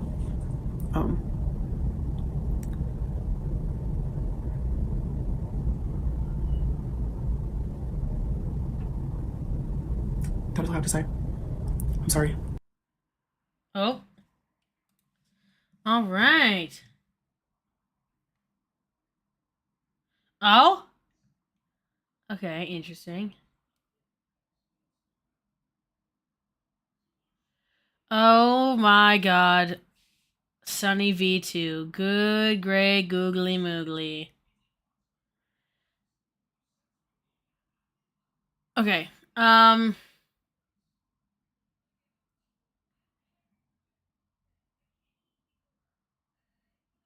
I have the weirdest recommendations. Sorry, I was getting distracted by how strange they are.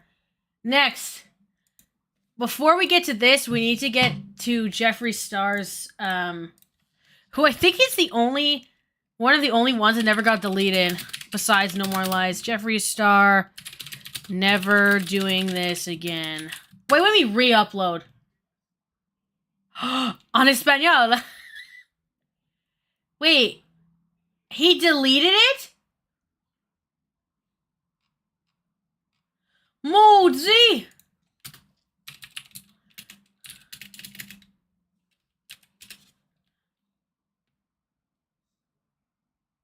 Do we have to watch it with Spanish subtitles?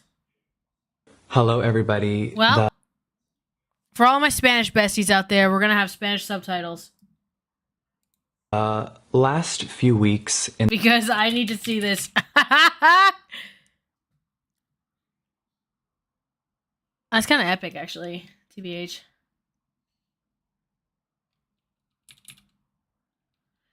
I wish I didn't get, like, hacked. Because I had this in my Jeffree Star video, like, from 2020. So I had it on my hard drive somewhere. He deleted this, like, way after. Because it was up for a long time. Actually, very funny for Jefferson to name it Never Doing This Again when he fully knew, we all knew it was a lie. Real. Very, very real.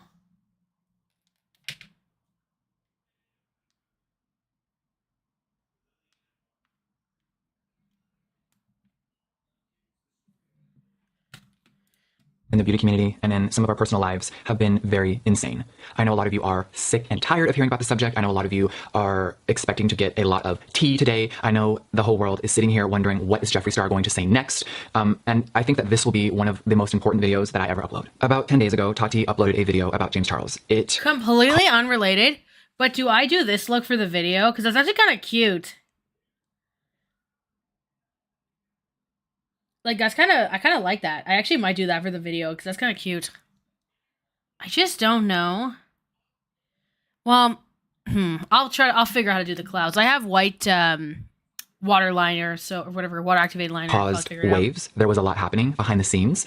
And I think today I would like to shed some light on the entire experience, because I think that things are getting crazy, dangerous, and we need to have a conversation. So yesterday, James uploaded a video. There was mentions of me in there, and I want to be very transparent with my audience. For hours yesterday, it took me back to the old Jeffree, and I was in a very dark place. I sat there for hours, and it started to get really dark in my head. And what I mean by that is that you guys know me for always sticking up for what I believe in. You know that I'm brutally honest on my channel.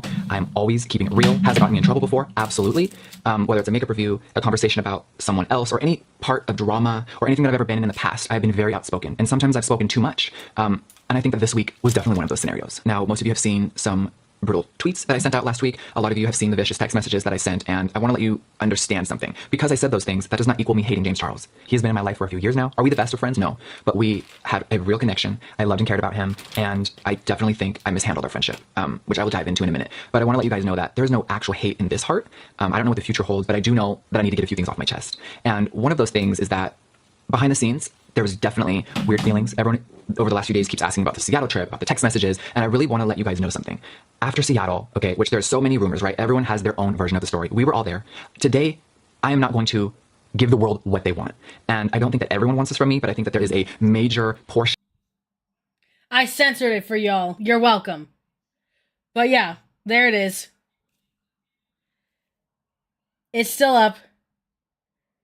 The infamous booty photo. And yes, that's a Squishmallow sticker holding down a post-it note.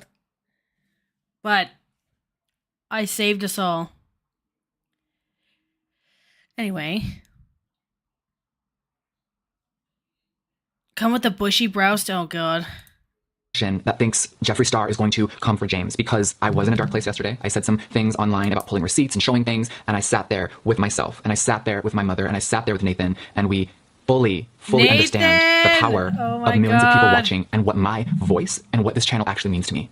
And what it means is that I don't want to play the games anymore. I sat there yesterday and I started to get really angry. I was going to pull voice memos. I was going to pull old text messages from other people that don't want to be involved. And I was just getting into a place where it wasn't healthy, okay? And thank God I'm in the headspace that I am today, because I stopped those feelings. I let them all subside. And I understand that now that isn't okay.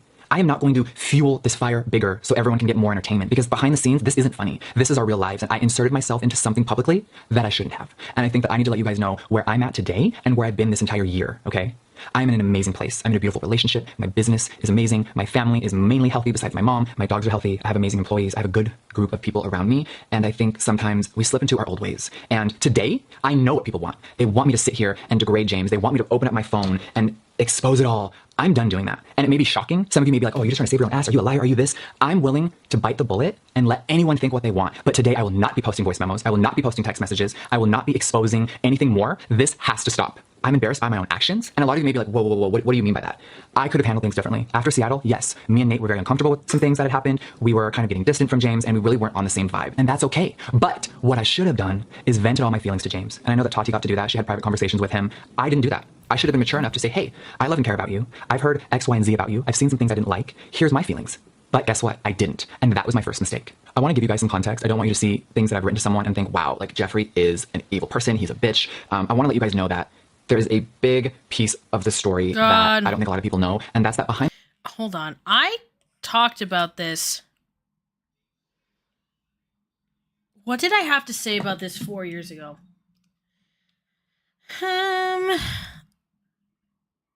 Hold on.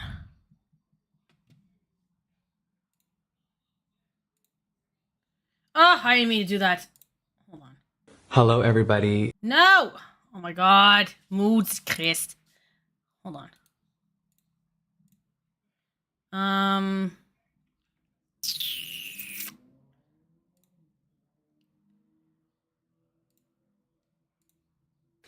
You ever sit? We're gonna ignore what this looks like. I don't want to hear from any of y'all. I remember editing this on OpenShot and how it like lit my computer on fire pretty much. Aha! Let's speed me up too. Different level. So he has, for repetition, repeats the term behind the scenes, 236. I was in a dark place. By repeating behind the scenes and I was in a dark place over and over and over again in this video, like nothing you've ever seen. There was a lot happening behind the scenes. I was in a very dark place. Behind the scenes, I was in a dark place yesterday. Because behind the scenes, this isn't funny. And that's that behind the scenes, based. there were people in my head regurgitate and bring me into a dark place. I have many timestamps for that. I have 236, 308, 415 he says behind the scenes again, 620 he says behind the scenes again, dark place he says again at 1035. In this case for the over-lexicalization.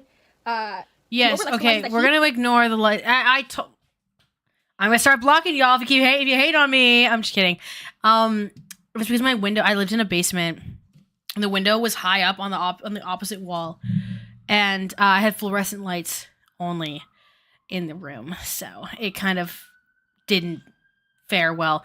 In the videos in my Waterloo apartment that y'all might be familiar with, like, one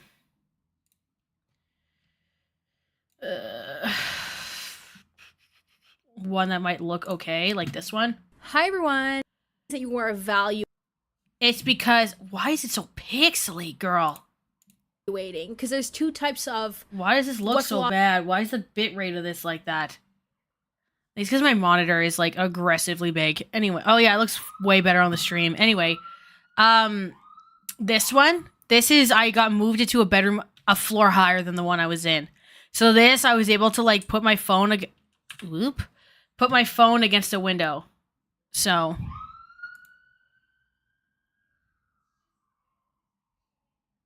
yeah. That's why it's that's why this looks like way better than this one does. Because this, I was in the basement, and this, I got moved upstairs. And I had a huge window that I was able to like lean on. This, I can't film with the window in front of me because of the way that that this shelf is installed, which was already here when I got here, and the size of the room. So that's why. But now I have like lights and stuff, so it looks better. Oh, but yeah. So I do want to see though, because like I spent so long on like breaking down like the specific components of like critical discourse analysis from those videos. This was the first rhetoric video I'd ever done in my life. Like this is the very, very first one. I've actually had someone request that I remake this what I did was I did Where Are They Now, Jeffree Star instead. But I could remake it, but I don't know. I kind of like that it looks awful. It just shows growth. He knows the most in the beauty community, so he was very justified to say what he said, despite never being able to pull This was also filmed on an iPhone 8. To this day, just completely disregarding it.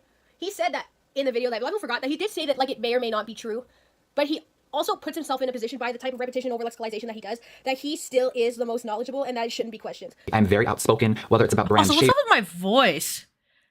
Like I feel like I'm like a soprano now or something. Like I have the bass in my voice now ranges, that I someone didn't have stealing from before. other companies, an old friend that I've had to set straight. You guys know me for being brutally honest. You know me for keeping it real. This one has a lot of qualifying and hedging. So he qualifies these sometimes I've spoken out too much. These are my course notes. Like I just rewrote them. Which like the legality on this is debatable. Probably per the copyright. This is when I was like less careful because I wasn't monetized or anything. I remember actually having to like read the university policy on it when I got monetized because I didn't want to get sued.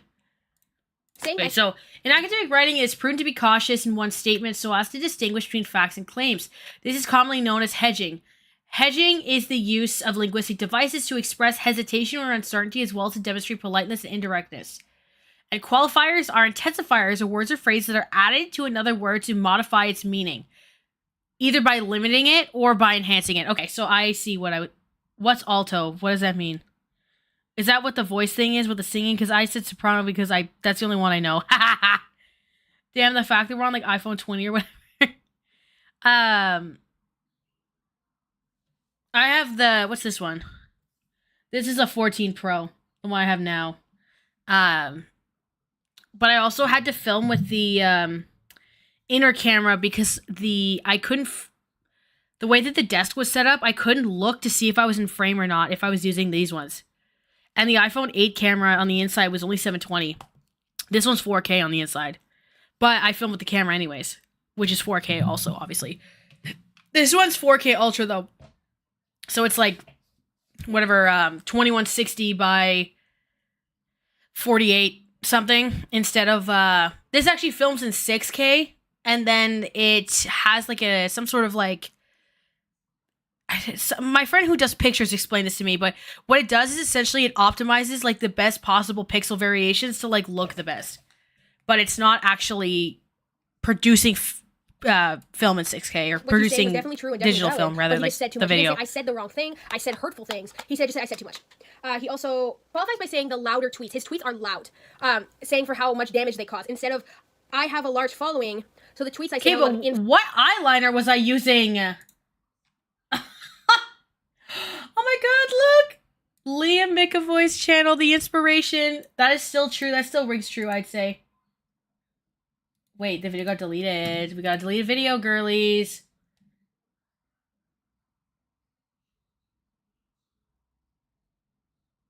And then I got my... Look. H Bomber Guy can never come with me. Can never come from me. An appraisal analysis of rhetoric of Donald Trump on Twitter, language and... Oh my god. Oh my god. I remember... Guys, I'm sorry. Okay, hold on. Okay. What liner was I using is what I want to know. Fenty Pro filter, blah, blah, blah. I threw out the Fenty Pro filter that I got for this video like a month ago. Don't tell anybody.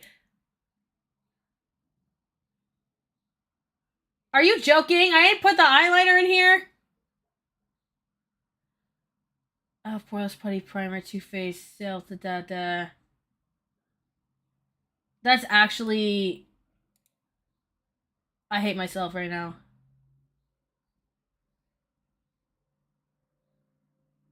Ugh. Whatever. Influence. And he didn't use influence because he didn't want to take control of the situation. He just said it loud, as in the sense of a lot of people see them, and that they have a large span, which is not the same thing. I don't regret much in my life, but I regret hitting the send button because they were bigger and louder than I ever imagined. Finally, he ends the video with a hedge where he says, I think we all need to take a mental vacation, making himself relatable and saying something that, you know, oh, this was exhausting, despite this being this is regarding sexual assault allegations and a lot of really, really, really serious topics. He nominally... That's a hedge, but it's also can be considered... You know what, girl? You're so right. Never mind. By saying, I know a lot happened behind... I was also 19 when I made this, I think. Or no, I just turned 20, so... In the scenes. He doesn't say, oh, I know like he tried to ruin 2 more degrees since then, this kid's career. And he almost killed himself. Nominalizes the fire, he nominalizes the drama by saying that he's fueling the fire for entertainment. Like, the seriousness of I need to do the other one like this. Like, this is, I kind of cooked. Like, I feel like the format of this is kind of excellent. Please let me know. Chat. But I feel like the timestamp labeling things like this is like a really good idea that I should use, I think. I feel like I'm gonna play with the format because I need to try to have my videos like my audience loves my videos. Like that's like I get because I have really good like to dislike ratio. I have really good comments. I have really good interactions on social media. I seem to have a good reputation when I talk to other creators, things like that. So like my audience loves but I need to try to find a way to expand outside of it as well. And I think maybe reformatting it to something closer to this might be useful. I never watched Antonio Garza. Is it Garza? But fire for entertainment. Like the seriousness of this whole ordeal was kind of, I guess, my eyeshadow looks like ass. But it was also the palette was bad, and I talked about that when I was doing it too. By everyone, which I thought was kind of ridiculous because it was really there was too much in the brush. Seeing numbers like that and declines like that are unlike anything anyone's ever seen. So of course it's going to take a toll on him, especially because of how young he is. You know, and honestly, I think Jeffree Star would handle a decline like that a lot worse than James Charles did. I think he'd be a lot more dramatic and angry and hateful about it instead of just stepping off and then kind of leaving it, leaving it to be, right?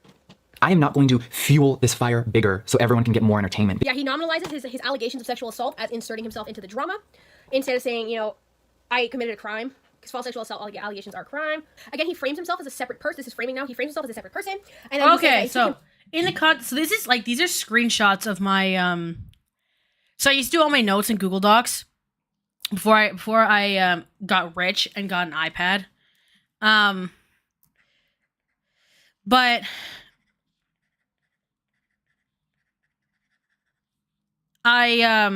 this is literally just like screen caps of like my actual written notes. So these are how I used to write my notes. I think if you did add that into your video, it would look really nice. It'd be easy to navigate. Yeah. So what I want to do, I think what I'm generally going to do is I'm going to kind of remake this section.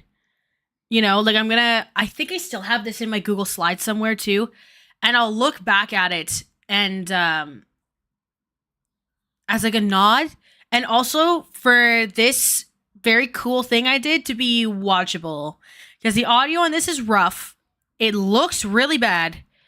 And it doesn't flow into itself that well because I'm like, don't like filming and I'm terrified. So back to his old place. Because people do have times where they find that they come back to I feel like I still have this Google Doc too somewhere. Again, and trying to appease the audience for that one, and trying to make him seem like he grows constantly. Because I was in a dark place yesterday. I said some things online about pulling receipts and showing things, and I sat there with myself, and I sat there with my mother, and I sat there with Nathan, and we fully understand the power of millions of people watching. Because he's a different person. He also frames the community use, and he says we on the internet. We have an impact, despite like his following being, you know, probably like 17.49 million more than the average person. I'm doing YouTube numbers right now, I don't know. That sounds way more than he has now. Wait.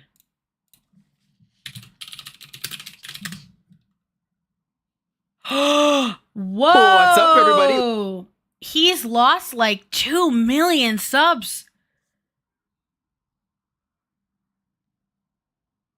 I know it's that many. Holy Moses. So he hit 20, didn't he, at one point?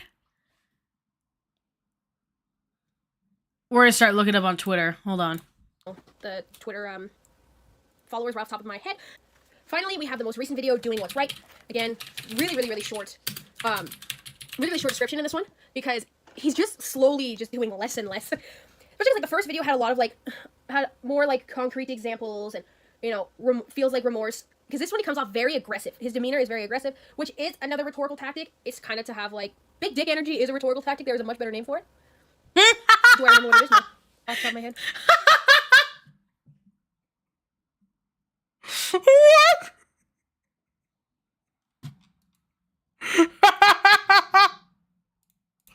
Oh my god, big dick energy is a rhetorical tactic. I just don't remember what it's called. Incredible. Oh my god.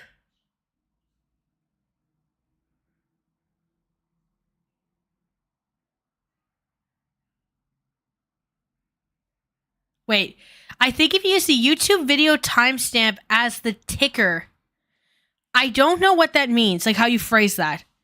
Rather than respectfully reword that, and then I can figure it out, because that sounds like I just don't know what you mean by ticker. Nope, because there is definitely like a nice Greek word for it. Yeah. So let's start with that repetition over lexicalization, shall we? First, he over lexicalizes self-realization. Okay, hold on. The creation and use of many words or lexical items for a single entity or concept. Repetition is a simple repeating a word with a Oh yeah, to over lexicalize is like when you, because I don't actually define it well in here for some reason. It's when you, yes, but for the timestamps, do what? What does ticker mean? I just don't know what you mean by the word ticker. That's all. Like as timestamps as the ticker. Like what does that mean? RE this though, mind you. That sounded rude. My tone's not nice. I'm sorry. Anyway, like timestamps to click through the video. Well, no, because it wouldn't be, the timestamps that I have on the screen are Jeffree Star's video, not mine. But also, over lexicalization is, I don't know if you ever had somebody do something stupid, and then when you confront them, they just start talking. And talking and talking and talking. Right? To like push through. If you use the OG YouTube video as a gauge for the timestamps rather than listed on the Google Doc. I jump back and forth between the two, though. Right? I kind of get what you mean. It's also because when I'm streaming, I have to give too many things at once. I feel like I'm just going to like take a nap and then be like, oh my god, I know exactly what they're talking about. But yeah, over lexicalization is just like talking and like using words to like dance around something. Which is like I remember the, that like really crazy apology there, like the one on the couch. And he's like, well, Breonna Taylor got shot, so like, bleh. Like that's an example of like over lexicalization where you're just like talking around something for the sake of just kind of trying to like distract you from it. First, he over lexicalizes self-realization again. Let's pause him for oh my god, the French came back. Cool. Next, he repeats the term "there are no excuses." And today, there are no excuses. Today, there are no excuses. Oh, okay, so this is the couch one. He repeats this saying as the situation. Want me to address the situation. There's a lot of people waiting for me to address the situation. Now, involving the situation. Demeaning the issue at hand, again, like he did in his previous video, as well as brand owners, like he's friends with these brand owners. When he talks about how he's friends with Kat Von D, for example. Understanding, this is how they use their That was base. That's all I learned today. Anyway. And showing things. Let's like watch and this I actually. sat there with myself, and I sat there with my mother, and I sat there with Nathan, and we fully understand the power of millions of people watching and what my voice and what this channel actually means to me. And what it means is that I don't want to play the games anymore. I sat there yesterday and I started to get really angry. I was going to pull voice memos. I was going to pull old text messages from other people that don't want to be involved. And I was just getting into a place where it wasn't healthy, okay? And thank God I'm in the headspace that I am today because I stopped those feelings, I let them all subside, and I understand that now that isn't okay. I am not going to fuel this fire bigger so everyone can get more entertainment because behind the scenes, this isn't funny. This is our real lives, and I inserted myself. Fun side story. Elle and I, like the girl from the podcast, we're friends because of the Rhetorical Jeffree Star video. Because she's wanted to make YouTube content for a really long time, and she thought about doing, because she did, where she went to school, they didn't have rhetoric as a specialization. They only have 2 schools in the country that do that. Waterloo and University of Manitoba, as far as an undergraduate goes. And then, but she was doing concentration classes on it a lot. And she wanted to make that video, and then she looked up if someone else had done it first, and I had done it, and I had like 35 views on it or something. And then she looked me up on Twitter and found me, and then DM'd me that she liked the video, she liked the idea that she wanted to do, but didn't want to steal it from me. And then we started talking, we started calling each other and stuff, and then I met her in person, I want to say the next summer. And then we started talking, I think like fall of 2020 or something like that. And then we met in person in Toronto when I was taking a train. And then, because I was coming from Waterloo or whatever, it's back to my family lives in Quebec. And then from there, we've just been talking ever since. And I just spent a week with them in Toronto, or like 5 days or whatever. So, fun times. Anyway. Into something publicly that I shouldn't have. And I think that I need to let you guys know where I'm at today and where I've been this entire year, okay? I'm in an amazing place. I'm in a beautiful relationship. My business is amazing. My family is mainly healthy besides my mom. My dogs are healthy. I have amazing employees. I have a good group of people around me. And I think sometimes we slip into our old ways. And today, I know what people want. They want me to sit here and degrade James. They want me to open up my phone and expose it all. I'm done doing that. And it may be shocking. Some of you may be like, oh, you're just trying to save your own ass. Are you a liar? Are you this? I'm willing to bite the bullet and let anyone think what they want. But today I will not be posting voice memos. I will not be posting text messages. I will not be exposing anything more. This has to stop. I'm embarrassed by my own actions. And a lot of you may be like, whoa, what do you mean by that? I could have handled things differently. After Seattle, yes, me and Nate were very uncomfortable with some things that had happened. We were kind of getting distant from James and we really weren't on the same vibe. And that's okay. But what I should have done is vented all my feelings to James. And I know that Tati got to do that. She had private conversations with him. I didn't do that. I should have been mature enough to say, hey, I love and care about you. I've heard X, Y, and Z about you. I've seen some things I didn't like. Here's my feelings. But guess what? I didn't. And that was my first mistake. I want to give you guys some context. I don't want you to see things that I've written to someone and think, wow, like Jeffree is an evil person. He's a bitch. I want to let you guys know that there is a big piece of the story that I don't think a lot of people know. And that's that behind the scenes, there were people in my head. There were people telling me a lot of stuff. And I don't mean my own friends. I mean people that had known James. They were being very, I don't know the right word, but they were telling me things that was making me feel a whole other way. Should I have let other people get in my head and sway my opinion about someone? No, that's my problem. And I have to deal with that. I have let people get in my head for years. I have let others and their opinions somehow get to me. So moving forward, I want to handle things way differently than I have in the past. Did I jump the gun on a situation that I didn't fully understand and chime in? Absolutely. And I am living with that every day. There's a lot of questions about my tweets, and I want to say that I regret them. I don't regret much in my life, but I regret hitting the send button because they were bigger and louder than I ever imagined. And it made things worse when I could have handled things privately. And that is something I'm working on. Everyone is so used to Jeffree being the most controversial person in the beauty community. I'm very outspoken, whether it's about brands, shade ranges, someone stealing from other companies, an old friend that I've had to set straight. You guys know me for being brutally honest. You know me for keeping it real. You know me that I'm not a liar. So I don't want my character to ever be misconstrued. And I do want to come clean and say that I do regret sending those tweets. Before fully accusing an individual of doing anything, I need more facts. And I also really need to get something off my chest. James Charles' brother, Ian, I sent a very mean tweet to him when I fully didn't understand what he was even referring to. And that's the problem with the internet. We take things personally. We're selfish people. We see things and you just think, well, that's about me. I hate how he makes the context of his actions we. Who's we? Who is we? I'm not tweeting a minor like, your brother's a predator. Girl, who's we?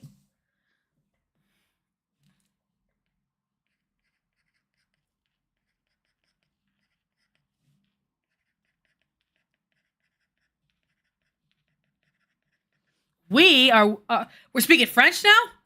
Girl. That's nuts.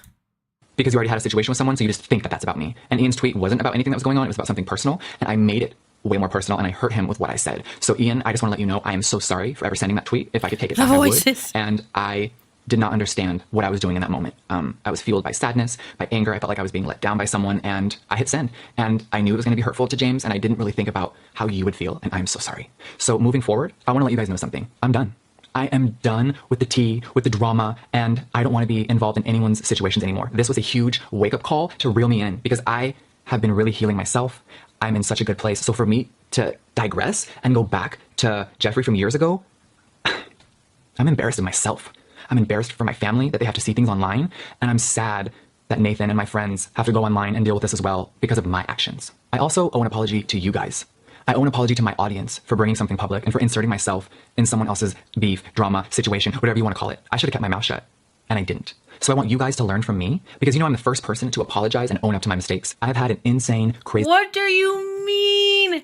You literally base all your actions and you like everything you're saying. You're like, we do that. You and I are the same. You also bully 16-year-olds on Twitter for fun. You also blackmail people in Minecraft. You like, oh my god.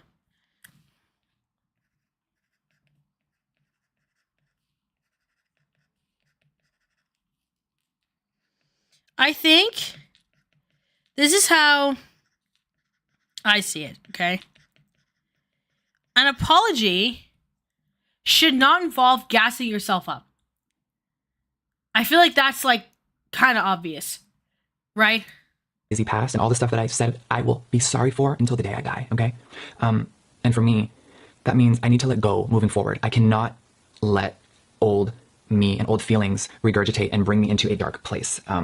I know who I am, and this beauty community right now is suffering, and I'm really sad that everything is going on. And I know that may be hard to believe because there's so many people that have opinions. They think that I get off on drama. They think that anytime there's a situation, I insert myself. It's been a really quiet year for me, and I didn't want this to happen, and I should have known better. What I want you guys to understand is that when you have... Quiet year for him, I want to add, was 4 months in. Or like 5. So you were not even halfway through it yet, girly. You can't call it a quiet year. Call it a quiet year in December. Maybe. You know? Have a voice and millions of followers, you need to use that in a positive light. And there are people, including myself, that maybe have abused the power, have used it in a wrong way, have done things way too publicly. And today, this is done. It's over, okay? Because I don't want anyone that is inspired by me, whether it's a makeup artist, a boy in beauty, someone that doesn't really feel like they belong and they look up to me. I don't want them to think that gossip, hate, and negativity is how you get popular, is how you grow on social media, is how people will respect you, because it's not respectable at all. And I've had to learn the hard way, and I want you guys to learn from my mistakes. And I want you guys to know that I'm not who I used to be, and I haven't been for a while. So I'm not going to play the games that I started to play, because that's not me. And if people want that person, I don't know who they are anymore. You have to go follow someone else, you know? So just know where I'm at mentally. I'm good.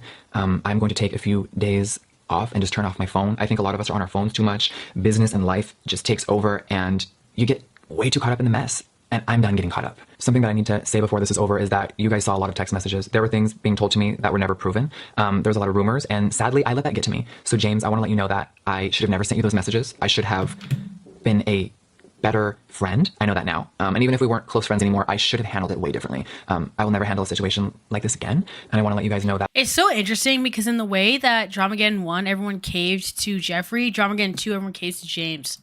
You shouldn't either. So if anyone wants to continue to try to... But then like the third one, everybody, that's one that's like different, where nobody comes out clean, you know? Pick at the situation to try to get all three of us to say more. On my end, I'm not talking about this anymore. I will hopefully have future conversations with people behind closed doors. I think that everyone needs to heal, and this all has to stop. So I know there's going to be more videos about this. There's going to be more conversations, but for me, I'm now ready to deal with this privately. I remember I had 2 gigabytes of data, I think, for the month. Or I had 6. And I was studying for my exams still. And I was at a bus stop with with like a 25-minute wait for the next bus. And it was like cold and it was dark and I was alone and it was in a scary area. And I'm just on my phone watching this at the bus stop. I remember that. I knew where I was. I knew where I know was. that's shocking because I've made things so publicly when I watched and it's just hurt too many people. So thank you guys for even just watching and hearing me out. I know a lot of you are ready to just get back to makeup and my dogs and Nathan. And I will be back soon. I'm going to take, a little bit of mental vacation because I think we all need one. So I love you guys so much. Thank you for watching and I'll see you soon. Mwah. I should learn how to speak Spanish from this video. I feel like that'd be kind of based. Okay, now I can't believe people were just reacting to that. That is so strange.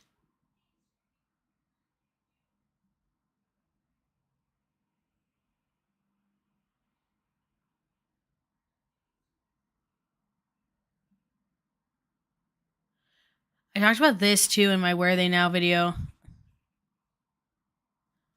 All right, this is the last one for today, and then I'm gonna hop off.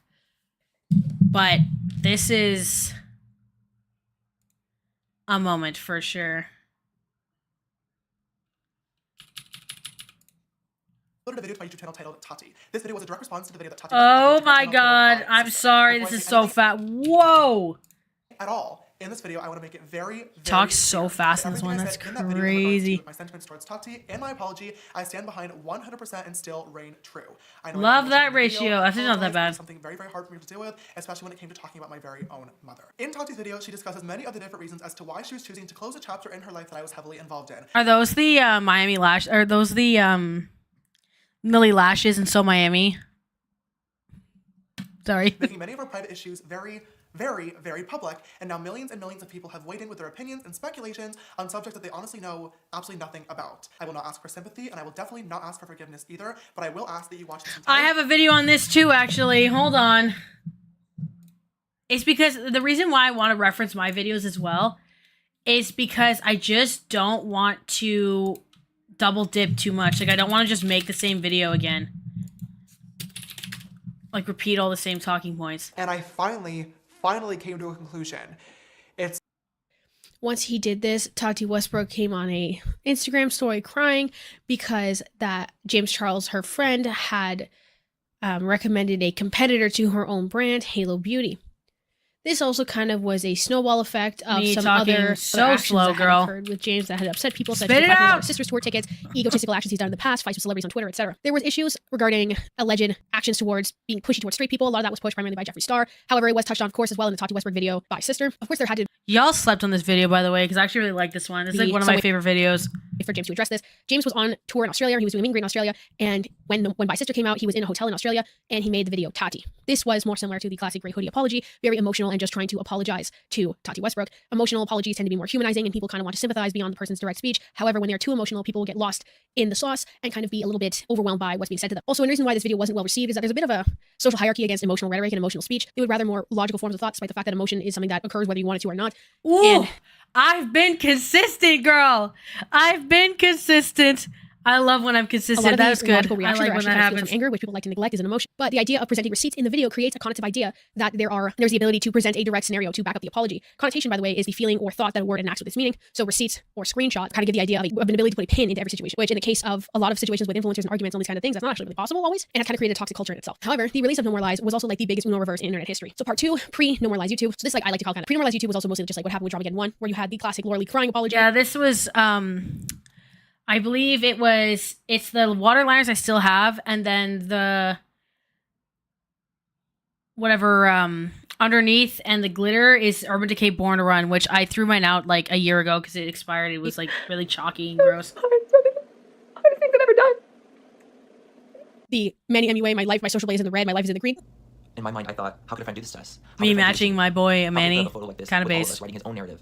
And there's been a couple actually post No More Lies that follow this formula. 10 emojis apology with the, I think Peter Mon calculated approximately a jump cut every 2 seconds. Also follow that kind of like this like plea to emotion type style. And while it was a huge meme, I understand the idea of it because there's a part of Rhetorical called apologia, right? Which is apology, which is the hopes to turn the audience back on your side to get a feeling of connection with them that they will believe that your actions will change in the future. Okay. And this typically was suggested as a humanistic approach or to seem human to your audience. But at the same time, the internet has kind of twisted that into you need to present it like a court. Oh, no. This is sped up to 1.9 times speed. No. I talk way slower in this one than I do now. Case like a court of public opinion, which is really quite very interesting. It was one day after Coachella, I was due to post my stories based on my contract, and up until that moment, I honestly had not thought about. I'm trying to just get like the basics. I want to know what I was talking about before. To not even get a phone call, to not even get a text a few days prior, but right after that. Oh, I did such a good job with this. Hey mom, love you, I'm stressed. Just so you know, XYZ, I just did this post, but it's no big. Before posting my stories, I actually did text Tati first out of respect for her, giving her a heads up about the sponsorship, but she was immediately upset. I tried my best to kind of explain the entire situation, also give her a direct apology as well, but at this point, I had signed a contract and I absolutely had to post it. There was no getting out of it. And because of both the backlash of the Dramageddon 1 apologies and the Tati titled video, James had to think of something else. James Charles created this kind of non-emotional political style video. So if we go to a prominent rhetorician, Michelle Foucault, he talks about how power structures cause the precedence of the area that it overcompasses, right? So in the sake of YouTube, that would be powerful jazz, like the many subscribers, the most popular in the certain field, right? So James Charles am my biggest fan, clearly. Popular, and I think is currently the most popular beauty YouTuber, right? So he will set the precedent. He's the richest and most powerful objectively. Well, of course, I wouldn't say richest because Jeffree Star is literally rolling in so much money, it's insane, but you know what I'm saying. He could not work with the apology style from before. He had the ability to set a precedent though with his status, and then kind of resulted in everyone underneath him having to work within it. I know I got emotional in the video, I apologize. It was something very, very hard for me to deal with, especially when it came to talking about my very own mother. So old apology styles were working with the ideas of the kind of common folk, for lack of a better term, the way you would apologize to your friend or apologize to a family member. But James Charles kind of followed the politician structure, the powerful people, and how they interact with situations that have to be in a sort of professional scape. Even though the kind of idea of YouTube is that you connect with your audience, James Charles took an emotionless, almost lack of humanity approach to an apology style video, but also in a way to vindicate himself, which is really interesting. So James Charles followed the style of the powerful outside of his realm and essentially put a precedent for the rest of YouTube as a result. Now we go to part 3, which is post-normalize YouTube. James Charles' normalized video vindicated him in a way that the internet rarely sees. Okay. Love. I ate. That's all I know. That's all I need to know. Okay, so talking about this story more. Hello, Future James here, popping in. I know doing an insert in a video like this is not professional, trust me. But I filmed this several times now, and as time keeps going on, more and more things keep coming out into the public, and more people are speaking on the situation.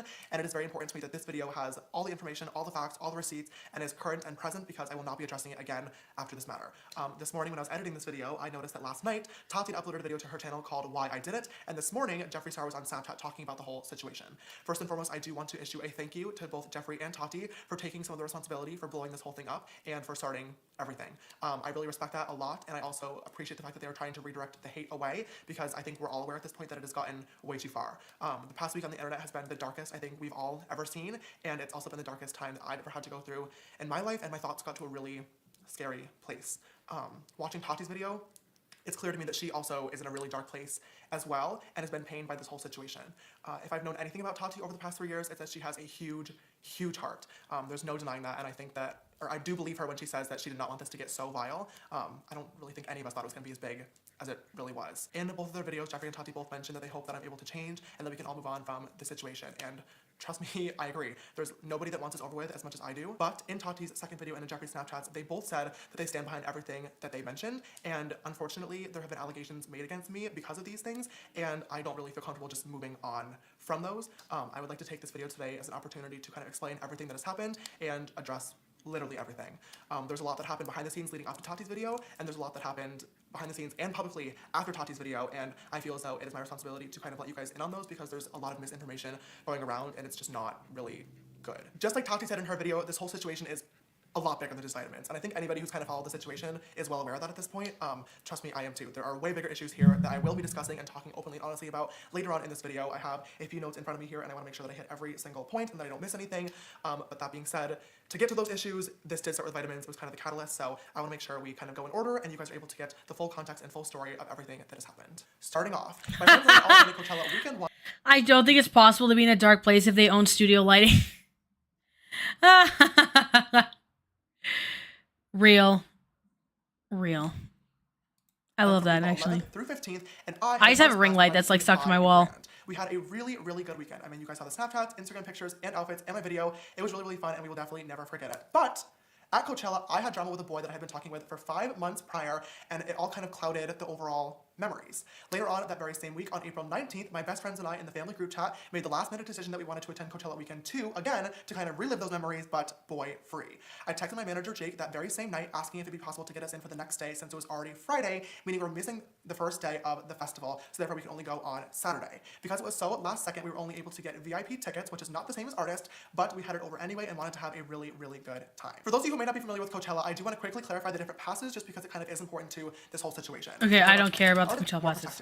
The 20th and Sunday, April 21st, we noticed that there was a major difference in the crowd. We were in the VIP section and I started getting mobbed really, really quickly at a super unsafe capacity because as many of you guys know, whenever we stop to take a photo, kind of other people tend to come and it just turned into a big situation and honestly, it was not safe. I had remembered from weekend 1 that my friend Nikita, Dragon, who I was with a lot of the time, was brought by Sugar Bear Hair and had an artist pass, personal security, and backstage passes and was very, very taken care of and safe. When I felt unsafe in the situation, I panicked and I texted Nikita and asked her if she had a connection to the Sugar Bear Hair team that could potentially help me out. Nikita replied right away and she gave the Sugar Bear Hair team my personal phone number, to which they reached out to me and offered to come rescue me with a pass and backstage access and security to make sure that I was okay and was able to enjoy the festival along with my friends. You went to Coachella, somehow had a security issue, and magically Sugar Bear Hair is there with a contract in hand to save the day for you and all of your friends. No company would ever go out of their way to have an extra, handful of passes that cost thousands of dollars a piece, like just in case. That leads me to believe that this was orchestrated beforehand, but he had an emotional conflict because of me and promises he made to me behind the scenes. So he had to come up with I say this time and time again about the way that like these big YouTubers like learn from commentary channels and the intertwining of the clips and the layer, the screenshots and everything. It's literally like looks like a commentary video, which is so interesting.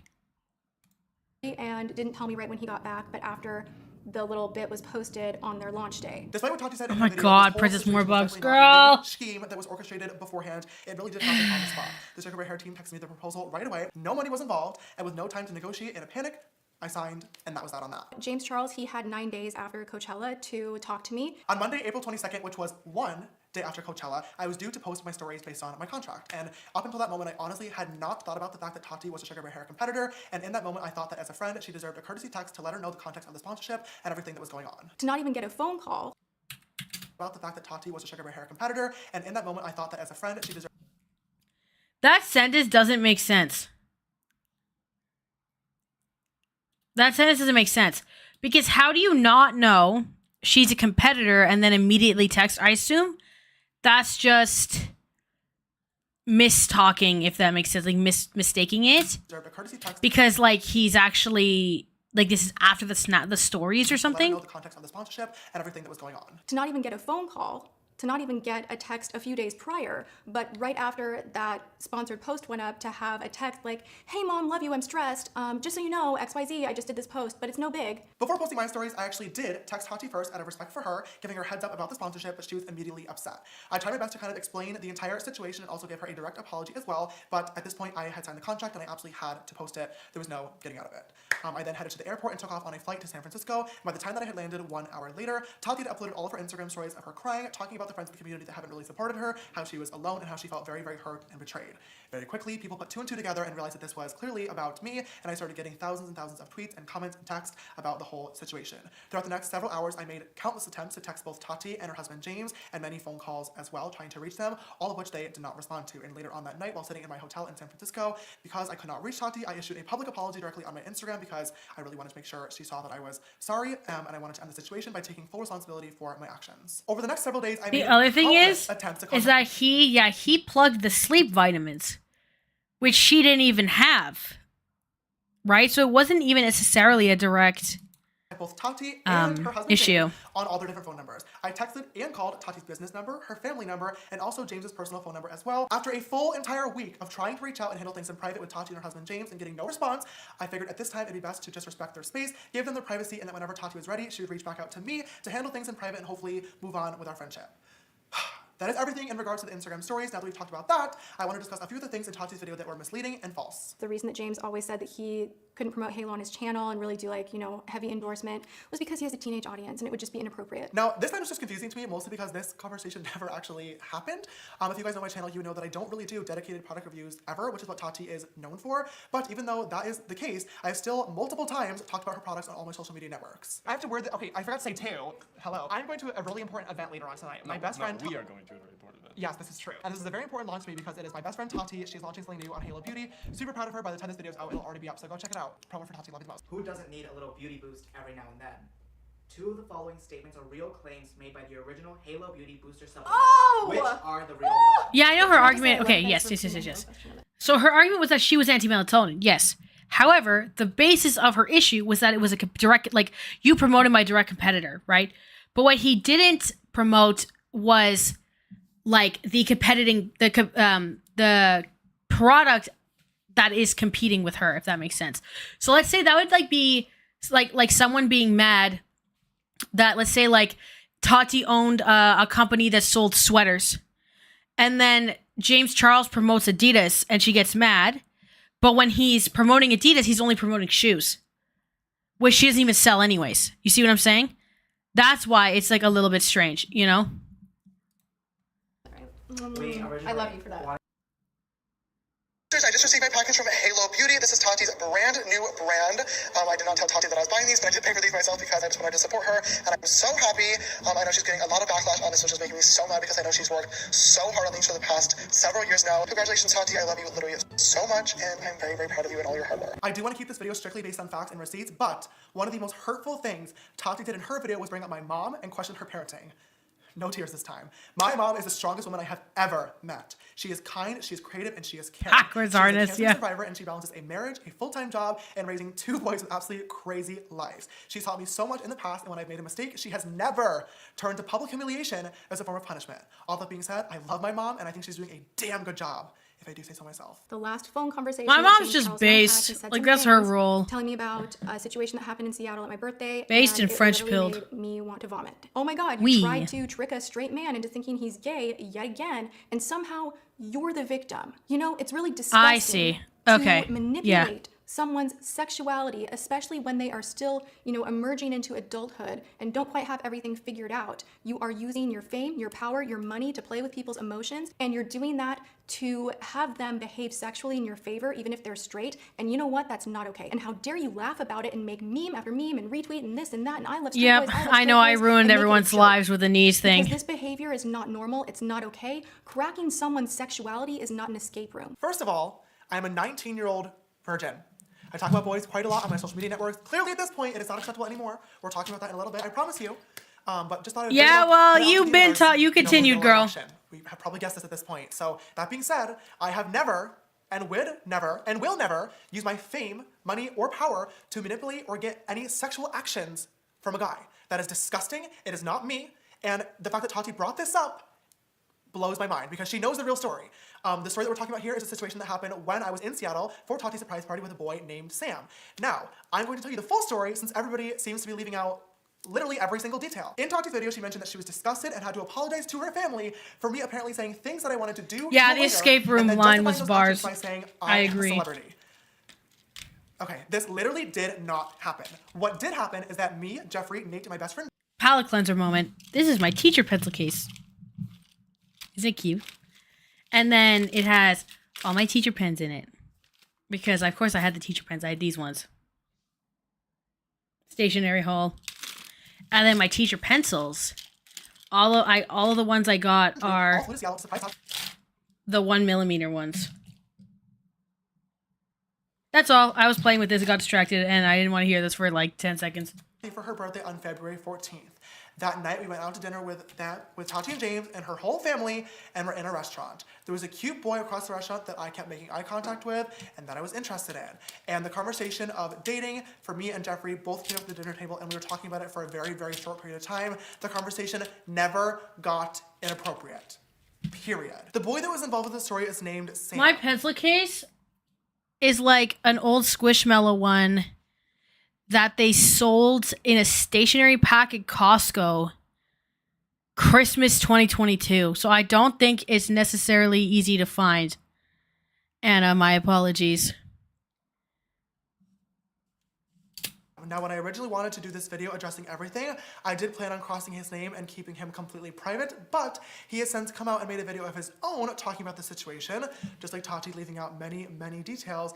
But shitty. In his video and in the screenshots that I have, Sam mentioned that he was perfectly fine and found the flirting that I was doing flattering. So I'm not really sure why this got turned into something much bigger, but it simply was not. And he was looking at me later on that night. Oh my God. The other employees about me asking me if I had a Valentine. This was on Valentine's Day, where he especially thought that I was very attractive and he wanted to get my phone number and all that.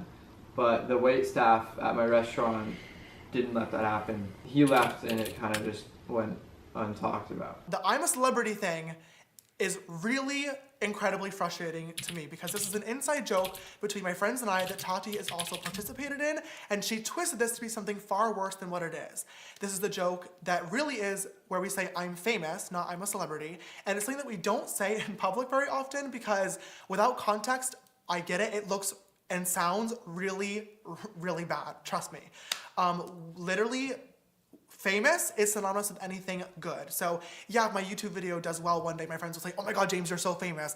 But literally, if my friend takes a good Instagram photo, oh my God, you're so famous. If our Unrelated, I feel like this pencil case gives the same energy. Which I just looked up duck pencil case in Amazon. But I feel like this gives the same vibes as the ducky that I have.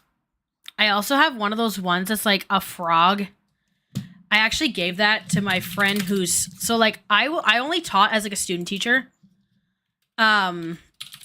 Because I just didn't want to teach right away.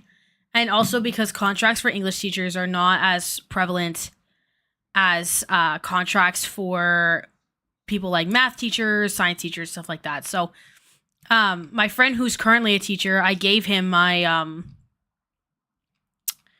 I gave him a bunch of office supplies for his students because I worked the first school I worked at, even though I was not getting paid. So actually, the money that y'all give me for like watching my videos and stuff is how I got this, how I was able to like fund anything.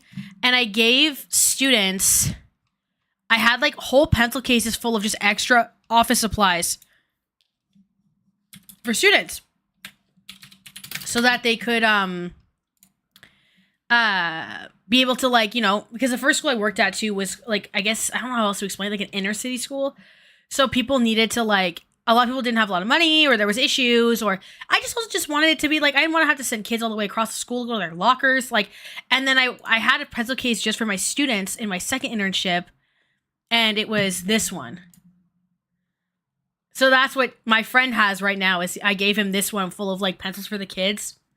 And he tells me like that they're super obsessed with it. And they were like, we know you didn't get this. Like, where did it come from? So this is the other one that I had.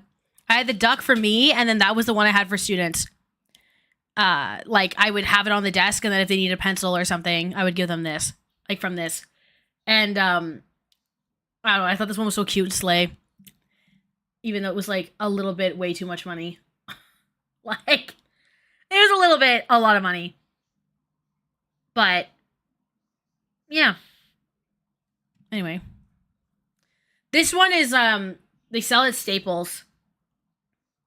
They also had it in a little cat and a fox and a kitty. But I had Mr. Frog over here. Boneless buffalo wings at Chili's are extra delicious one day. Oh my god, these wings are so, so famous. It has nothing to do at all with fame, power, or money, which is what Tati alluded it to being, and it is so frustrating. I genuinely, okay, the frog pencil case, when I was buying the supplies to start teaching, I didn't even check the price on it. I was just like, I need it, and I just threw it I had no idea how much it was. I'm sure you can get it, like, even like in the United States, I'm sure it's at an office supply store for way less. Just everything in Canada is expensive too. So, because that's also Canadian dollars, by the way. So 15 USD, it's like $12 or something. Still a lot though. That she turned an innocent and funny inside joke that she has participated in into something so beyond disgusting. I'm going to try my best to make a long story very short. The next day, does James Charles have veneers now? Because I feel like his teeth don't look like this anymore. Let me see something. Real quick.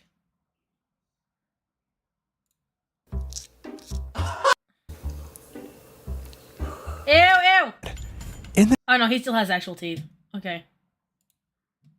Into my DMs first, and I happened to see it. We started talking back and forth, and he mentioned. Okay, no, I didn't do the whole shop at Staples without looking at the price. Do not, because now people are gonna clip me saying I don't make a lot of money with that. That was the only thing. It was like in the cash line. And it was one of those times where I was too scared once I got to the cash to be like, no, flirting with him you know. the night beforehand. Sorry about last night, you're very attractive. And then I responded with, it's all good, very flattering actually. A few minutes into the conversation, I asked him about his sexuality, and he told me straight up that he was bisexual. Oh my god, you tried to trick a straight man into thinking he's gay. There was no straight men being manipulated anywhere in the story like Tati mentioned. Later on in the conversation, he asked when I was leaving Seattle, and I told him the next morning, to which he responded, I wish we had time to hang out, and I said, hey, why don't you come over to my hotel tonight, we can watch a movie together. He said, sounds good. Later on, he messaged me first and told me, hey, straight up, I've never done anything with a guy before, I'm a little bit nervous, to which I told him there was absolutely no pressure. This is all shown in the screenshots. Sam showed up at the hotel, we watched the movie together, and we cuddled. After the movie, I asked him if he wanted to kiss, to which he said yes. I get to the hotel room, we say hi, it's all fine. We ended up watching a movie. What was that? And after that movie, he asked James! to kiss me. I said yes. We ended up making out for around an hour, and if I'm being honest, he's the worst kisser I've ever kissed. Way too much tongue. All right, note taken. After making out with Sam,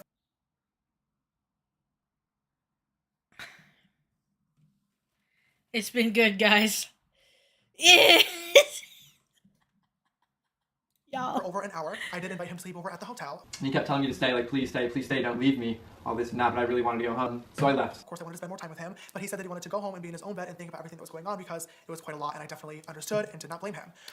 He then left and sent me a message afterwards thanking me for being so understanding, and I told him that I would always be there for him if he needed literally anything. Point being, everything that happened in the hotel room was 100% consensual, and this is confirmed I said yes by the only two parties that were actually there, being myself. That's a little bit sus to just clip Sam and I that. continued to talk for the next several weeks. At first, it was really, really great, but I noticed that his feelings towards me and sexuality were kind of wavering quite a lot, and I came to the conclusion that he needed to figure himself out and that I needed to move on because I kept getting hurt. Last important note to keep in mind about the timeline of the whole situation. On May 2nd, Sam texted me from his friend's phone saying that he was fully gay and needed to talk to me about something important. I called him, and instead of talking about that, I think I might asked me do that about actually. another guy at the same time that I was talking to him. I was a little bit confused as to why I was being asked this, but I did answer him honestly, and then I asked him what made him come to a conclusion with everything. To which he said, I'm actually not fully gay.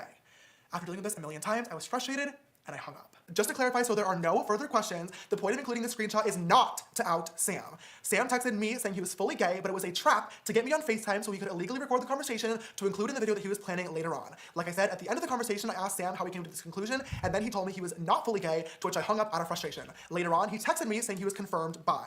This is why, in Sam's video, Basically he included a screenshot confirmed. of me telling him I did not think he was fully straight. This comment had a lot of people really upset and confused as to why I was telling somebody their sexuality, but there's a very simple explanation. Sam and I talked for a very, very long time, and his sexuality, like I said, wavered a lot. Every time that he was a little bit confused, we had open and honest God, so conversations hot about in it, here. and he always asked me my input, and I gave it to him. I would never out somebody, and I have never, ever tried to manipulate somebody's sexuality, including his, point blank period. The whole situation that happened with Sam was very, very long and complicated, and left both of us very hurt and confused. And through trying to do this, I reached out to many of my different friends for advice. There was one night in my kitchen where Tati, James, and Gabriel all came over, and I told them the same exact story and showed them the same exact screenshots that all of you guys just saw. After hearing this, like Tati said in her video, Tati and James actually did have a heart-to-heart conversation with me about the boys that I get involved with. They told me that talking to curious guys was going to continue to get me hurt, and that also it could look really, really bad from an outside perspective if somebody tried to manipulate the situation. And for me, this was a major, major wake-up call that I took to heart because I honestly had never thought about it in any other way because I knew that everything that I was doing was always consensual between both me and the boy, and I had receipts to back it up. But I wish I knew at the time that Tati's advice was really a warning because she did exactly what she told me someone else may,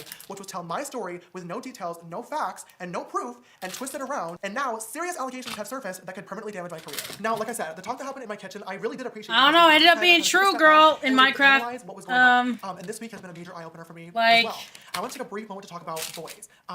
Boys have obviously been a topic that's been discussed quite in detail on my YouTube channel and social media networks. This is no secret. I wish it hadn't been, but if I'm going to talk about it one last time, I definitely want to be open and honest with you guys, the ones who matter. I came out of the closet as gay at age 12, which is honestly really, really young to kind of figure all of that out. I had two other boys in my school at the time who were gay, but we were all close friends, so nothing was happening there, if you know what I mean. But all my other friends were having their first kiss underneath the playground slide or getting into their first relationship and talking all about it. And for me, I was on Pop Tropica and social media networks trying to make friends and trying to find out what else I was interested in. I never really got the opportunity to experiment with love and learn from that as a growing teenager. And I think that honestly left me kind of underdeveloped as a person in a lot of different ways. I've been forced to grow very, very quickly because of the job that I work in social media, which I know I've said a million times beforehand. But love and relationships is something that I have barely any experience in. And I honestly think that that's why I'm This is completely unrelated, but what I'm noticing is that like all of his other videos are like filtered except this one. Like this one you can actually see that he has like skin texture. Just noting because like he makes makeup content. But like why does it all of a sudden he has a bunch of skin texture that like I've never seen before? That I get myself into. I definitely am emotional and I let that get the best of me sometimes. I can be dramatic, I'm reactive, I'm forward, I'm flirty. Okay, to be fair with the white chest to face thing, I'm also like that. Like, I'll do my makeup, but it doesn't match, but my makeup matches my face. Because it's just, like, different. I don't know. It just... And these are I also have a bit of that. I have a bit of problem with that. But I can confidently say that with each experience, I'm learning more and more. And I've been able to better myself. But a lot of times, these situations have become public. My own fault. But having millions of people watching you learn can be very, very tricky. When it comes to experiences that I've learned from in the past, a lot of times I've talked about being into straight guys. Now, this conversation is something that has upset and also confused quite a lot of people. So, in order to provide a little bit more context, I would like to play a clip from Tati's friend Jeffree Star's video titled "The Truth About My Relationship." I was single for a long time, and the reason why is because I am really not attracted to anyone but what we call in this world as a straight male or a Okay, yeah, but girl, just because someone else does it doesn't mean it's okay. Especially you pick the worst person to someone else about.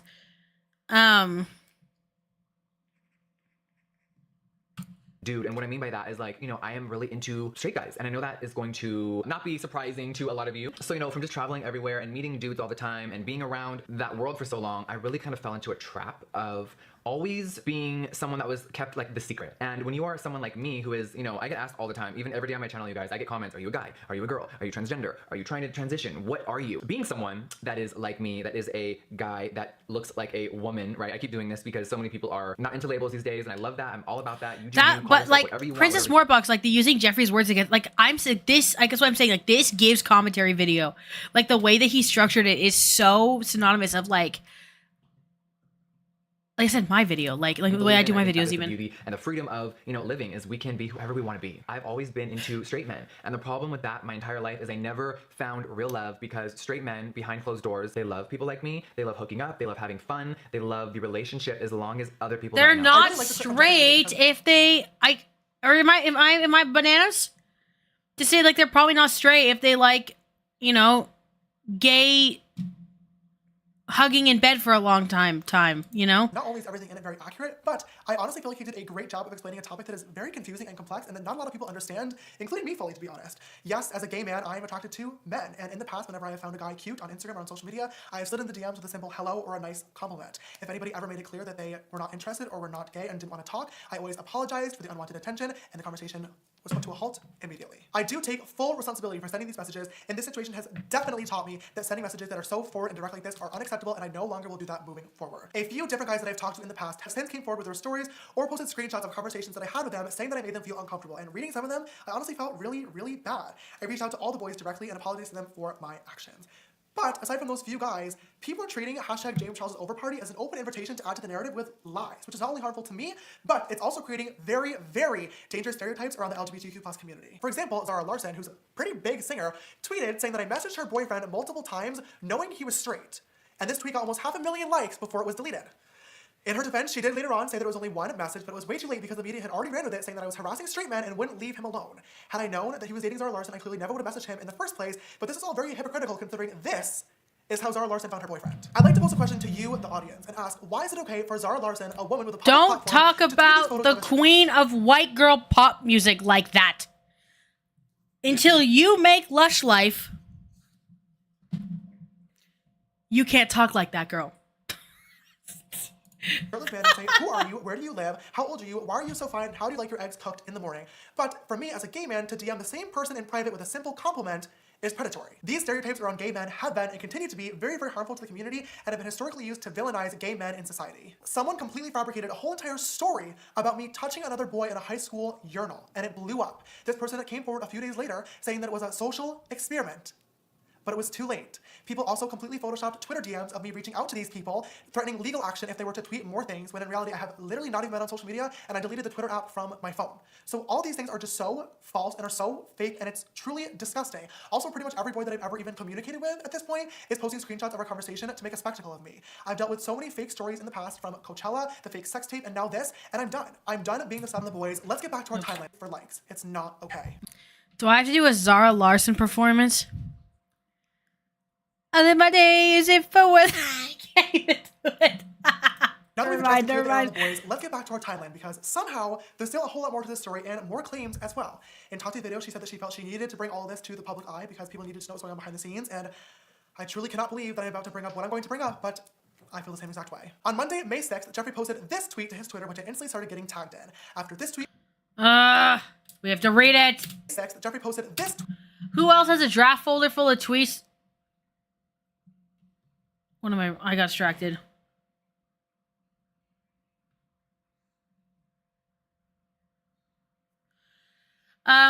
Who else has a draft folder full of tweets they wish you could send out? I want to keep it so real sometimes about the behind the scenes of the beauty community, but I'll let karma do its work like it always does. I don't have any drafts. I just have my alt where like I just whine, really. I thought my alt was gonna be funny, but instead I'm just sad over there. My here, I have a Finsta I've had since I was 16. And I'm not gonna share what the name is, I'm not gonna share what any of the posts look like. I'm just gonna read you some of my recent captions because I kind of pride myself in how silly they are. POV, you locked the F in and skibbitied your way into teaching certification. I just put songs on all of these to communism, my Spotify playlist. Hit the Wojak, and don't you come back no more, no more, no more, no more.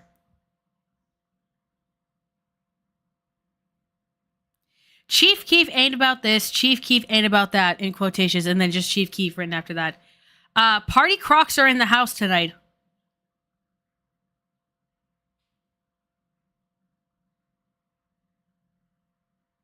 Where could I buy a human-sized anxiety hood asking for a friend and that friend is me? It's giving George Orwell 1987. Coffee photos and the release of the Epstein flight logs. I possess a level of emotional exhaustion akin to those who invent schools of philosophy.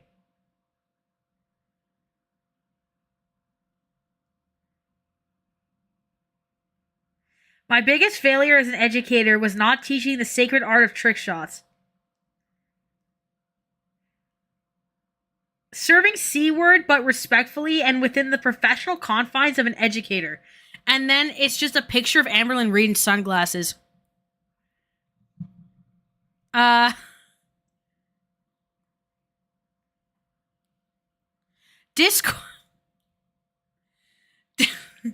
Discord moderator in the streets, Milady in the sheets. No. I'll read one more if I find one that's funny.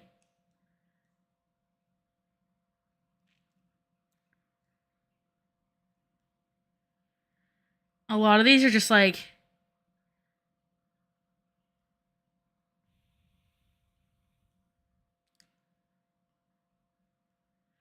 very, very silly. Resisting the urge to look at myself in the mirror every day and say obsessive compulsive tease nuts. For context, that was like the week that they told me I had that, I think. Anyways, back to the video. Which I instantly started getting tagged in. After this tweet and a few other ones from him and his friends, I decided to reach out to him and ask if there was something going on that I should be aware of. He replied to me and he said that it was not about me and that it was about another brand stealing his ideas. Discord on the sheets, Milady, the streets goes absolutely crazy. I was watching one of Coop Noop's like brain rot edits, and he says, "Can't tell gang we fuck with this," and I was like, "This is the greatest sentence that's ever been said." Like I was so obsessed. Which is since disappeared from the screenshot. You'll just have to believe me. See if I can find one more that's like really good. It wasn't about me. I still asked to talk to him, but he said he was unavailable. A few hours later, while I was getting ready for the Met Gala, I got this text from Jeffree. Concerned, but mostly really, really confused, I reached out to him about meeting together in private in hopes to speak together and figure out the misunderstanding, but he didn't reply. 3 days later, still no response. I decided to reach out again, but he was not available to talk. I flew to Australia on May 8th, and on May 10th, hours before my scheduled meet and greet appearance, where 5,000 fans were already waiting outside, I was woken up. So those aren't drafts. Those are my Finsta captions because I don't have any drafts, but that's like the most similar thing. I have one that just says, "In my no longer making sense era." I'm so obsessed with these sweaters, but after buying an iPad Pro to teach, I can't afford these. I would have to commit, and then I censored the word tax fraud hypothetically in Minecraft. I did not commit tax fraud. I did my taxes and paid like $4,000 or something insane. So I did them, unfortunately.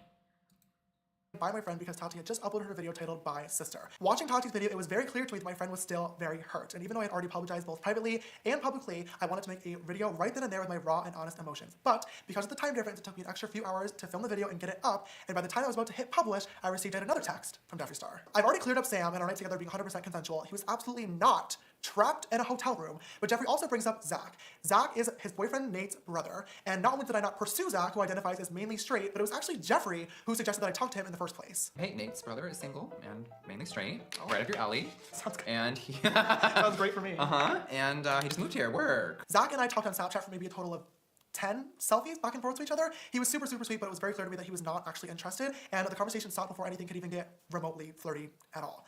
With everything going on, I did not reply to Jeffree's text in the moment. A few days later, on Monday, I woke up again in the middle of the night from a phone call from my little brother Ian, who was very, very upset. He told me he had tweeted saying, "Why do people act so tough online about somebody from his hometown who was bullying him?"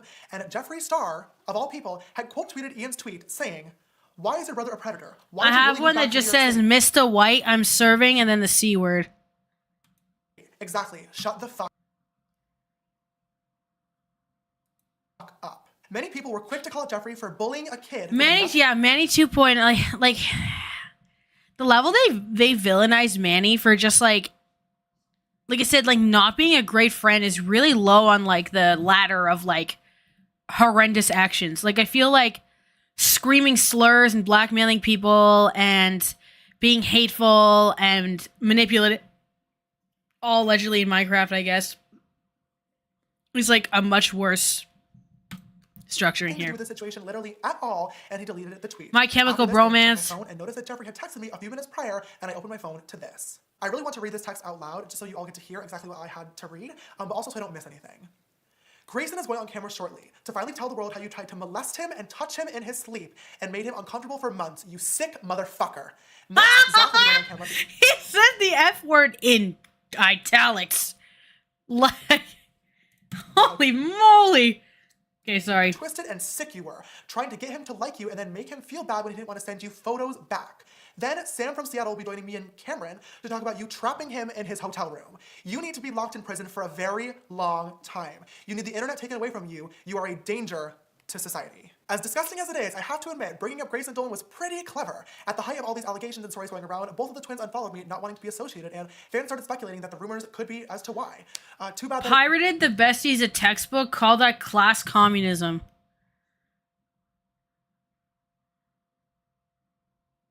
For all legal purposes, that's a joke. Aside from our pre-planned collaborative jokes that happened to the Sister Squad videos, me and Grayson flirting, nothing ever happened between us. And when all this went down, I knew Jeffree was lying because the twins were two of the first people to call me and make sure that I was okay. I already mentioned Zach, and I still have no idea who the Cameron Jeffree is referring to in this message is, but he also brought up Sam last, who we also already talked about. Later on that day, though, Jeffree was right. Sam did upload a video to his YouTube channel telling the whole story. He left out almost all the details and included an illegally recorded FaceTime call, which was on May 2nd. Told you to remember One of that. them just says Genshin Girl Gang. What?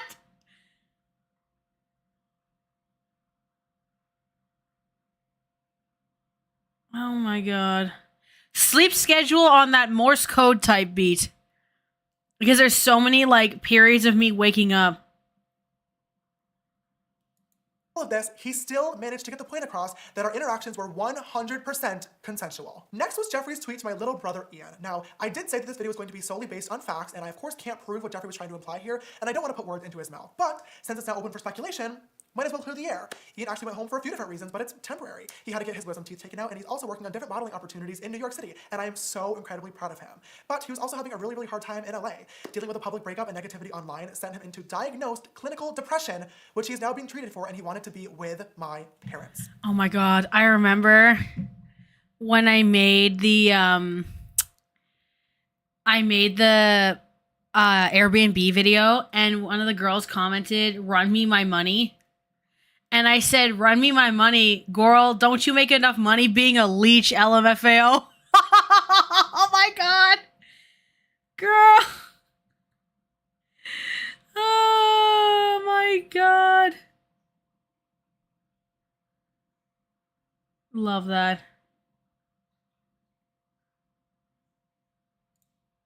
Nothing more. Last but finally not least, Jeffree posted this tweet claiming he hadn't seen me since February and that Nate banned me from their home. Now, this so-called ban is the first time I'm ever hearing of this, and I just think it's really funny that Jeffree brought this up, considering the fact that he's tweeted me twice in between February and now, saying that he missed me.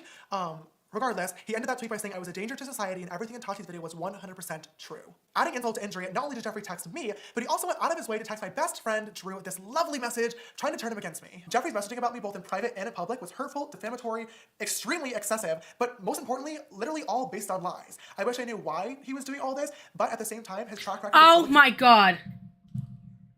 I know I've diverted. It's because I'm still listening, but like, I want to read y'all. So I did an honors essay in my undergrad, so it's essentially like a thesis, an undergrad thesis, and this is the email that I did when I submitted it.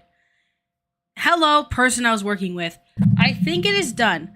Also, I know it isn't on. It was 1 o'clock in the morning, by the way. It isn't, or it was no. The Outlook is an hour behind, so it was 10 to 2 a.m. So it was 1:49 in the morning. I think it is done. Also, I know it's an ungodly hour to email you. I got carried away writing and listening to One Direction albums from 2012. Anyway, it's good for one final edit. I also do further edits for things like missed typos or grammar issues later this week. I checked my citations. I think I got them all. I'll also double check that later. Have a good day or night, 2 question marks. I actually don't know what to say when it is this late, Mika. That is how I submitted the paper. I got an A+, by the way. Just saying. Feuds makes none of this a surprise. Tati made a video telling stories about me and publicly humiliating me, and now I have serious allegations against me that could be detrimental to my career. Hello, future James here popping in again. I've been completely honest with my whole timeline thus far, and I obviously want to keep doing so, so I feel like it is only fair to mention that only within the past few days, pretty much everyone involved with this situation has started to reach out to me in some way, shape, or form. Sam Cook, the boy from Seattle, has called me 9 times and sent me a few different text messages about the situation, trying to make things right. Tati and her husband James have tried to reach out in order to schedule a meeting, but only through a mutual YouTube rep that we share. And I've also heard from that same person that Jeffree was open to a meeting as well. This whole thing has just been really difficult for me because throughout the past 3 weeks, literally all I've wanted and all I've asked for was for communication from these people, and I tried really, really hard to get that, and I didn't. So I declined the meetings because I felt like this was started publicly and it was addressed publicly, and I felt like it was only fair for me to address it publicly as well before meeting behind the scenes and talking further. That sucks to say because I still have love for these people, and I hope that one day we all can sit down together in a meeting for closure and also to discuss how in the future, if problems do come up, we can talk in private with only us involved. But right now I just need time and space to kind of get my head back to where it needs to be and get my mental health back together before I kind of rekindle those friendships. Because everything that happened still really, really hurt. And I like wouldn't wish what I went through upon even my worst enemy, no matter how angry I was. I've always tried to use my platform to spread. This was not after the conspiracy palette. This was 5 months before it. Point at my responsibility to be honest with you guys and tell you that the last few weeks of my life has literally been the most painful time that I've ever had to deal with, and my head and brain for a hot minute went to a place so dark that I didn't think that I was going to come back from. And I can't believe I just admitted that on camera. Life is pain and I'm a masochist. What did he say? Oh my god. My head and brain for a hot minute went to a place so dark that I didn't think that I was going to come back from. And I can't believe I just admitted that on camera. That's so fake, girl. Come on! People always say that being is an easy job. And this is something that I've talked about time and time and time again on YouTube. We get it. But I don't think any human being ever is prepared mentally or physically to deal with the pain and anxiety of what it feels like to have millions and millions of people attacking you at one time. Having to read the hundreds of thousands of tweets and the YouTube videos and the articles about me and my character and my family based on things that were almost all lies, like, it messed me up. It messed me up is the best way that I can put it. And through all of this, Phoenix, he's blinking so much because those lashes weigh like 5 pounds apiece. Like those big lashes, like they're heavy. Joining in on bandwagon hate and cancel culture is incredibly, incredibly toxic, and it's very concerning to me that as a society we're becoming okay with guilty until proven innocent. James Charles said, I truly hope we live in a society. Fans, influencers, drama channels, or credible news sources take the time to think about your words and the impacts that they may have on others, because I assure you, and I promise you, it's a lot stronger than what you may think. I'm tired of Right this. now, I have a lot of positive changes that I want to work on in my life. Okay, we're done, gamers. Because I know what the end of it is. This just like... whatever. Okay. I'm also, my attention span is fried, clearly, by me just, like, reading my own old Finsta message of captions. Alright, gangsters, besties. Why was I gonna say theysties as a joke, as if besties isn't already, like, non-gender based? Anyway. I hope y'all have a good time. This video, we'll see what happens. I think, like I said, I think what I'm gonna do is I'm gonna group them. I need to find Tati's video, like the whatever it's called there, like the why I did it, right?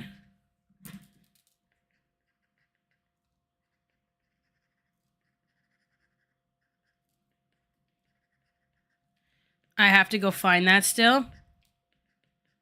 Other than that, I'm pretty good to go. Yeah, that was a ride. That was a ride. Anyway. Stop it! I didn't mean to. Breaking my silence. Yes, yes. How does it feel to be so fun? Oh, I don't think I'm that, like... I think I'm like funny in like small bursts and then I try to collect it, you know? But yeah, anyway. That's why like I never try to make like funny content, like exclusively funny content, because I feel like I'm never able to actually do it well. Anyway, the video will be up probably the end of this week ish. So we'll see. I'm probably gonna like lock in tomorrow and write a bunch of the script, and then I will then and Tuesday, and then I'll probably film on like Thursday or something. Try to edit it or something. I don't know. It's gonna be a big endeavor, but all my videos flopping, so I kind of gotta do something, I guess, if I want to be able to afford to eat this month. So anyway,